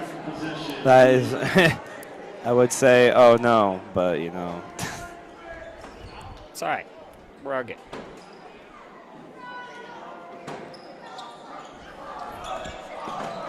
And that will go to the Wizards. It works in Windsor's favor. They get the jump. They get the possession back, and they keep the ball. I guess ball don't lie, part 3. I guess so. I mean, I guess. We might need to get into blowout material again. No. That's close. Let's not jinx it here, Caleb. And Colby Shuck with the and one, taking all the way. What a tough take, and that's what we've been saying about Colby Shuck. When he drives to the basket, he is a really good player. Yeah, we saw him throw that dunk the other week, and now he's taking up tough to the bucket. Yeah, for him, you just don't want. He's looked really good today and hit some jumpers, but he's a guy you don't want settling for jumpers very often. No, you do not. And he's going to have a chance to convert on his and one opportunity right here. And it's good. So 11 points now from Shuck, other than Hageman, the only Wizard in double figures. Really good D. And this defense, 23 points for this Mead Maverick offense. And we saw that they were averaging 66, 65. 64. It's just good defense again. They have only 2 points this half in the first 4 minutes. I jinxed it. That's tough. It's okay. That's a good. And he's the leading scorer. Today, McLawrence is? Yeah. Yeah, he's got some moves down low. Let's say that. Corner, Hageman. He's going to shoot over him, and it goes. David Hageman is just lights out today. And he's talking to the crowd with the fans, the Windsor student section. That's what you like to see. I mean, why not? That's his 6th three-pointer. He has just been so hot recently from 3. Mick Lawrence, nice take. Putting the team on his back, doing what he can to keep them in that scoring column. But when you're trailing and Hageman's knocking down threes at this rate, it's hard to do anything. And he finds Garcia, who got a good look, but that was a really nice pass. Hageman is just... He's something else. These past couple of weeks, he's been something else. He has been playing amazing. Oh, whoa. Travel? Yep, travel. McLaurin's trying to take over this game. Almost just got another bucket. Called for the travel, though.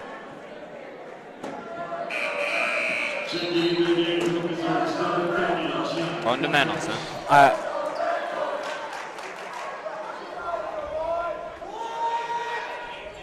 That's the only response they have is the what. Mead students actually kind of down bad right now. Sloppy, yeah. But we can't say that, actually. Sorry. There's two. For number 2. I mean, foul trouble's not really a problem. We haven't seen a lot of fouls today.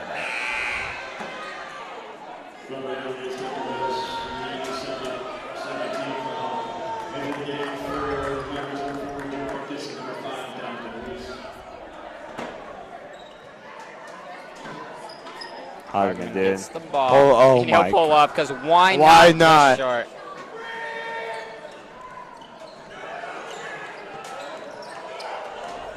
Scoreboard, yep. That's corner. No good. Rebounded by Shuck. Blockhouse. This is crazy, dude. Hogman drives. Euro step and puts it in. David Hogman's playing lights out right now. Why not? Why not? What else is there to say about this guy? Just an absolute stud. Some D1 college, like a really high D1 college. They're going to get a foul right there on the Wizards. But Please, dude. He is one. I think he could be considered one of the best players in the state. And he's not necessarily proving anything he hasn't proved tonight on the offensive end. He's proved on the defensive end. He's proved everywhere, dude. I consider with that Fall guy, that Bryce Fall guy.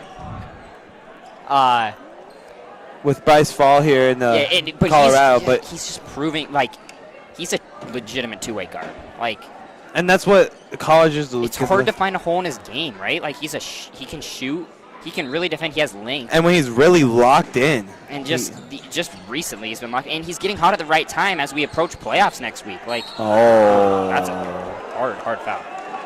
But yeah, as we approach playoffs next week, if Hogman can keep this up, the Wizards have a real shot at a run this year. And in the playoffs, we definitely need this this same student section energy. This has been really great tonight. And it has indeed. It's also helpful when you have an opposing student section here. So gives it a little extra motivation, a little extra feel. No good. There's just been so much talking, during this game. And Mead got their win with the girls. They got excited. They felt good. And the Wizards have boys team though. And a reason that this Wizards win to show how well they're playing is that this is the number 2 ranked team in the conference. They're blowing out in the 5A number 2 ranked in the conference. The number 2, you say in the number 2 player in the state according to Carter. It might be 5, or 5, but either way, like he's top 5 at least. It's a really good team. Is he's gonna dunk it. Oh, okay. That's cute. Okay, I don't. Yeah. That's a good. That's not cute, Carter. That was a good dunk. That was a good dunk by Tucker My pen Mills. died. He's a good player.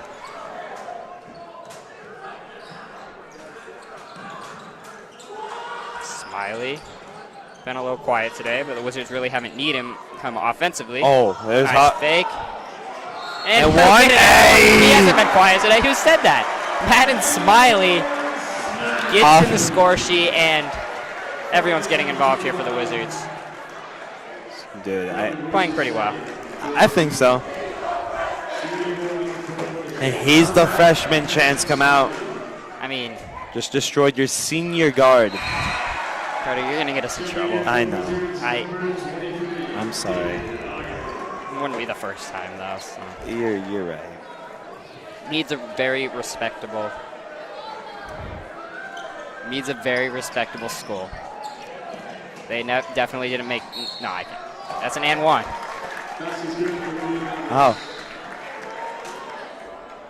That's a nice take. Nick Basson, also a senior. He isn't a bad guard himself either.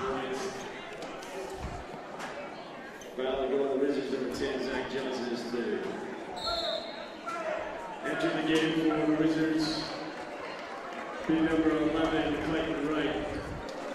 At the free throw line shooting, Nick Basson. Benson for the free. Makes a free foul. Free throw will go. Huge free throw to cut the lead to 22. You're on my cord, man. Stop.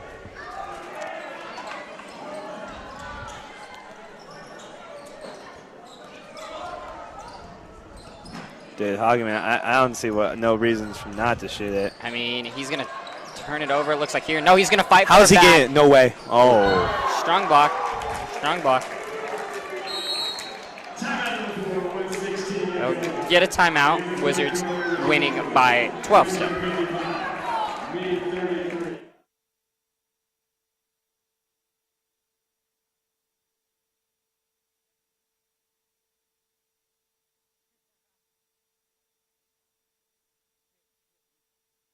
It's just that Euro. Tough take from Hageman, who's just been playing nothing short of lights out today. And Windsor holding this pace is most likely going to win the conference title. I mean, I think it might be. I don't know if it's too early to say that yet. And we have another replay incoming. Oh, Clay. Oh. Clayton Wright showing off the handles. Got blocked on got that blocked, one. but you know, Who Kobe. was right there? Shaq. So that was a little, maybe a highlight for Mead, but it's okay. It was kind of both, you know. 50-50. Run the inbound play. Don't get anything this time. And if you watch film on the Wizards, like, if any opposing team's watching this, I don't want it, like, if out of those inbounds, you have to watch out for the down low play. And there's Smiley. Smiley wide open, long. Rebound cleared by Mead. Mills in transition. You don't imagine anyone's going to stop him. Nope, he's going to force up the shot, but no good. The footwork was pretty on that. I'll give him that. Yeah, you can see the talent, but he's just having an off day today. And it seems like players have off days a lot when they're guarded by David Hageman. Tough take by Clayton Wright, puts in the 2. And Windsor is still looking in that favor.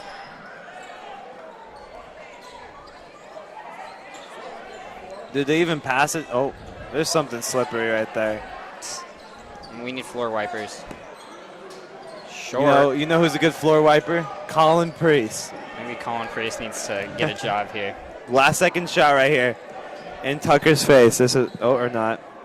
You think they'll go back to Hageman here? No, Bacot. Yeah, they are. No.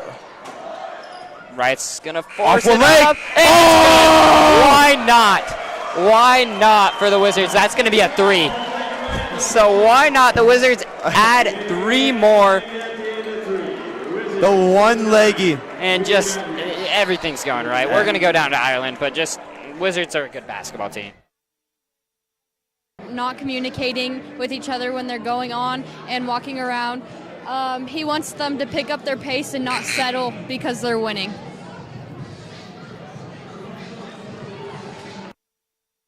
Thank you, Ireland, for that report. And we'll see a replay incoming any second.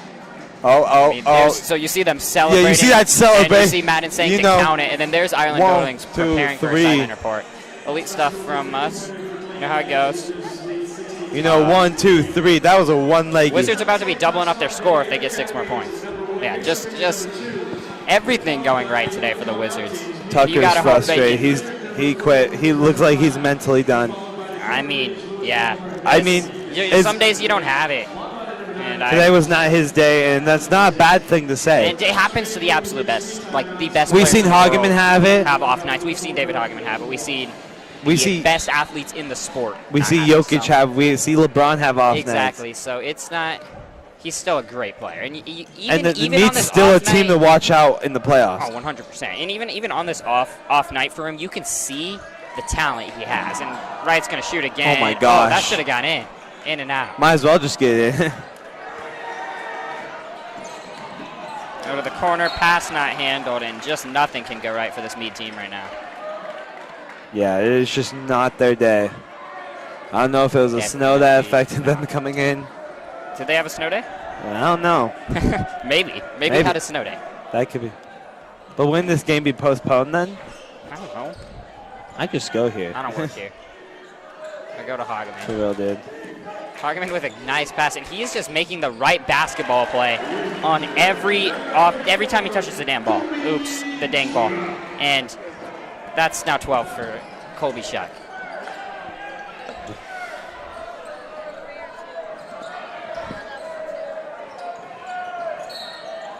That's a tough call, but this is just you feel bad for the teams in these games because these are just so frustrating to play. I feel bad for the Mead student section driving all the way out here.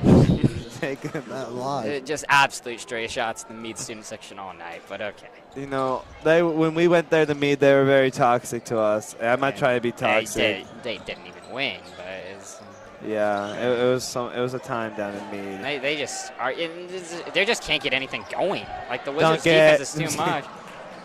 Give it back to them. Dude, it's like that one. Oh. We might be in full blowout material. Dude, have you ever seen that one video where the guy shot a game-winning shot, Definitely. he got blocked, and then they gave it back to him? Definitely full blowout Yeah, material. we're at that point right now. Very clearly. Hey, the Nuggets won. Who do you have for March Madness, Carter? You know, looking at it, it's tough. Alabama's a good team. That's been my pick Tennessee for a while. just beat them. I don't think Tennessee's going to hold up. I like Alabama the best. I like Alabama too, but you know, Arizona's also a good team. Sleeper team. Sleeper team? Creighton. I think Kansas, dude. Kansas is barely sleeper. They're top 10. They won it they last are? year. Since when? Kansas University, the Jayhawks. Oh, I meant K-State. Oh, Kansas State, yeah. Keontae Johnson's a dog. What a rebound. Also a dog. John Bachhaus gets the 2. Makes it 7 for him. Just the Wizards doing everything right today. Can we see a dunk, please? Oh, nice. There's a pass out of bounds. To our cameraman, Lane. How many have they scored? Has Mead scored this half? It's felt Not a lot. It's felt like they barely. It was like scored at probably all. like 17 points. That's about it. I don't even think that even. I think it was 19 at halftime. Really? I think so. I don't know. Yeah, because Hageman had 21. We were talking about how they had more. They had 19 at halftime. I just go here. That's 14 points so far. Just absolute shutdown defense. Hageman makes another good pass. Bang. What ball movement. Oh, Bang. my God. This offense for the Wizards just looks so good right now. Bachhaus now in double figures with 10, and that's just extra pass, selfish. That's just really unselfish good basketball team right there. basketball offense. And why not just travel? Because why not? Everyone. This is probably the best display I've seen from this Wizards. This is the best Windsor display overall showing I've seen from a Windsor basketball team ever. Yeah, it's crazy. I don't even know what to say right now because it's like we all thought this was going to be like the closest game that Windsor Me and had Carter all were ready year. for a very exciting one. Down low, why not? Add some more. Colby Shuck with another nice pass. Tanner Garcia. Hey, Caleb, I'd just like to point something out real quick. Before the broadcast, I said that Windsor was going to destroy them real quick. I don't recall. I said to like someone else, this could be a dunk. Lob. The Euro step. No good. I believe it, Carter. You know, They're over doubling Mead's score right now, and this is a team ranked higher than them. That fact alone is just insane. Yeah, I don't even know. So you think about Mead is ranked higher than the Wizards, and we are doubling their score in a running clock situation, 69-33. Like, come on. That is not in. Brady Bostic grabs the rebound. Oh my God, I love Brady Bostic. Shoot it. Why not? Why not? Shoot it. Yep, he'll shoot it. Oh. He's human. He's human. Just confirming. Ah! Oh, no. No! Hageman, he has a family. There you go. Okay, he got the 2. Hey, Joe Palmer just made a 3-pointer. Make that a solid 28-point game from Hageman. Just absolutely elite. You hear that? Joe Palmer made a 3. Joe Palmer's a very nice guy. Hageman, full court pass to Garcia. Dude. This is like, oh my gosh, David Hageman is putting together one of the best individual. The other day, how many did he drop the other day? 44? 31. 31, something like that. He needed 44. He dropped 31 type thing. I don't know. 37. I don't know. It was 37, I think. But this was a better performance, I would say, with his defense and his passing than that game. Yeah, I know. This is a better, well-rounded Just game. a well-rounded and overall, yeah, because he scored more in that one, but his passing and defense has been on point. He shut down like a D1 commit. So it's just, he's just such a good player. And the Mead cannot get anything going right now. Here's 30. No. Rakeski did not want him to get that layup. And Hageman's smiling about it. He's like, they're not going to let me have that. They're going to. He wanted 30. I think they're going to give the Wizards starters their curtain call. Aww. Yeah, they'll go to the full bench. Hageman smiled about that, but not much to be mad about. 73-33, Carter. I'm gonna be honest. None of these guys expected to play today. This was the day that the end of the bench guys thought they could get a day off for sure. They thought they could be like the official Nick Bassett. Okay, no. Stray shots at Mead student section and CSU. No, Nick Bassett, the CSU and player. CSU role players. Yes, it's great. No, I wasn't at the Oh my god. I know, but that's a stray shot at CSU role players for no reason. It's fine. Oh my gosh, it's Joe Palmer. Nope, Carter. Nope. I love Joe Palmer. Now go download a Bostic. Oh. He makes the unselfish pass. Coach would probably tell him he should just use his height and go up with it, but it's all good. He's a stud. Oh! It's probably a foul, huh? Ew! That was nasty. Munn cannot get it to go in. Now he finally gets a foul call. Got a couple opportunities at it. I don't know why he had to do that nasty step. Caleb, is the score on my thing right? 33-73? Yeah. It's hard to believe, but yeah, that's right. Did essay? Someone put it. I mean, and so, like you said, Mead doesn't have a very deep bench, so this is now the Wizards' end of the bench going up against some players, some like rotational players for the number 2 team. And why not Noah Foth knocks in a 3? Why not? 76-33. Windsor won the conference.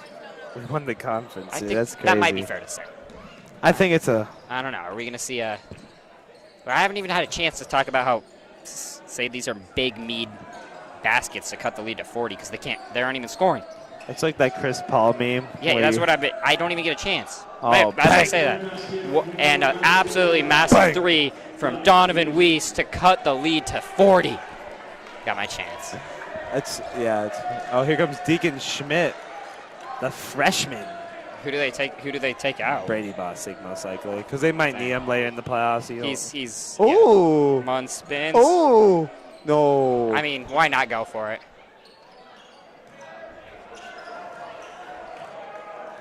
I want to put Deacon in, dude. Just like foul him or something. Maybe he'll get a chance. Oh, there you go. There. What a good friend. What a good friend. Stop the clock. Yeah, you really do want Brady Bostic because you don't know what the size of most teams you could play in the playoffs. You want to run that double center look. Yeah, he's played minutes for them at points this year. This is crazy, Caleb. Yeah, we said it in the pregame. We thought we were ready for a competitive, down to the wire. Like we were ready for a fun. This has been very fun. Cut the lead to 38 with his 2 clutch free throws. But this has been very fun. But we were ready for like a clutch time, game-winning shot type of situation. Hey, he's a starter, man. Oh, whoa. Whoa. He's going to put it up. Bang. Oh, bang. Bang. Bang, bang. Joe Marchis on that attempted 3. Oh, why not? 6 points. No. Go to that. Say that's. Oh. I'm going to keep the clock running. Aww. I mean, this is crazy, dude. Mead student section definitely. It's going to be a long drive home in the cold. I mean, most of them have already started their drive home. But yeah, right. I think they're going to win, Carter. I think so, too. It might be close. That was a huge layup to cut it to 36, but, like, is Munn going to dribble it out? They will. Respectable young men. Wizards get the win. Windsor will win the conference. Windsor Wizards are your 2023 conference champions. 76-40. Absolute nail biter. Maybe not, but just what a game from the Wizards. Start to finish, just absolutely elite on both sides of the ball, led by David Hageman, who just showed out on the offensive and defensive end, really limiting Mills. How many points did he have, Carter? Not a lot. Not a lot per Carter's stat sheet. That's 8 points, averaging 20. So that's just really good. Great defense from Hageman. And then, of course, himself also had 28. So solid game. Yeah, Hageman was. And he was also passing. When I say solid, I mean like not solid game, like maybe one of his best of his career. There's a wall. Why not? Why not show the wall? And there's Zach Johnson talking to some of his buddies. Boys celebrating. Yep. Very deserved. Great game. Yeah, I know. David was on something else today. Yeah, and he's just of late has just been playing absolutely lights out. As you're gonna see, we're gonna get one last replay. Bostic driving and kicking to here's Foss. a Foss 3. Who drains in his excessively. grill. Make sure to stay tuned. We will have interviews with coaches and players here shortly. But, yeah, there's not much else to say from these teams. Just great performance from... And our next broadcast will be this Friday. Holy Family, a really big rival coming in. Of course, Wizards already wrapped up the conference, so... You think you sit some of the starters there? No, dude, it's high school basketball. You want to get as high as you can in the rankings because Holy Family's good. That's fair. It will for sure be a close game. Well, no, we can't say that. This was supposed to be a close game. Dude, I don't know what's supposed to be a close game and not a close game anymore. Have we even had a close game for Windsor boys? Yeah, there was a decently close one a couple weeks ago, remember? No. It's like, I can't, it was, they had a... You're talking about Pooter? No, I don't even know. There was a decently competitive game not too long ago. It was the team that had already beat us this year. Longmont. Longmont was competitive. In the end, the Wizards pulled away, but for a while, it was a competitive, good game. Yeah, it was. And we'll see Tanner Garcia. And we should have them here in a sec. Yep, we'll send it down right now to Island Billings with Tanner Garcia and Coach Rokeski.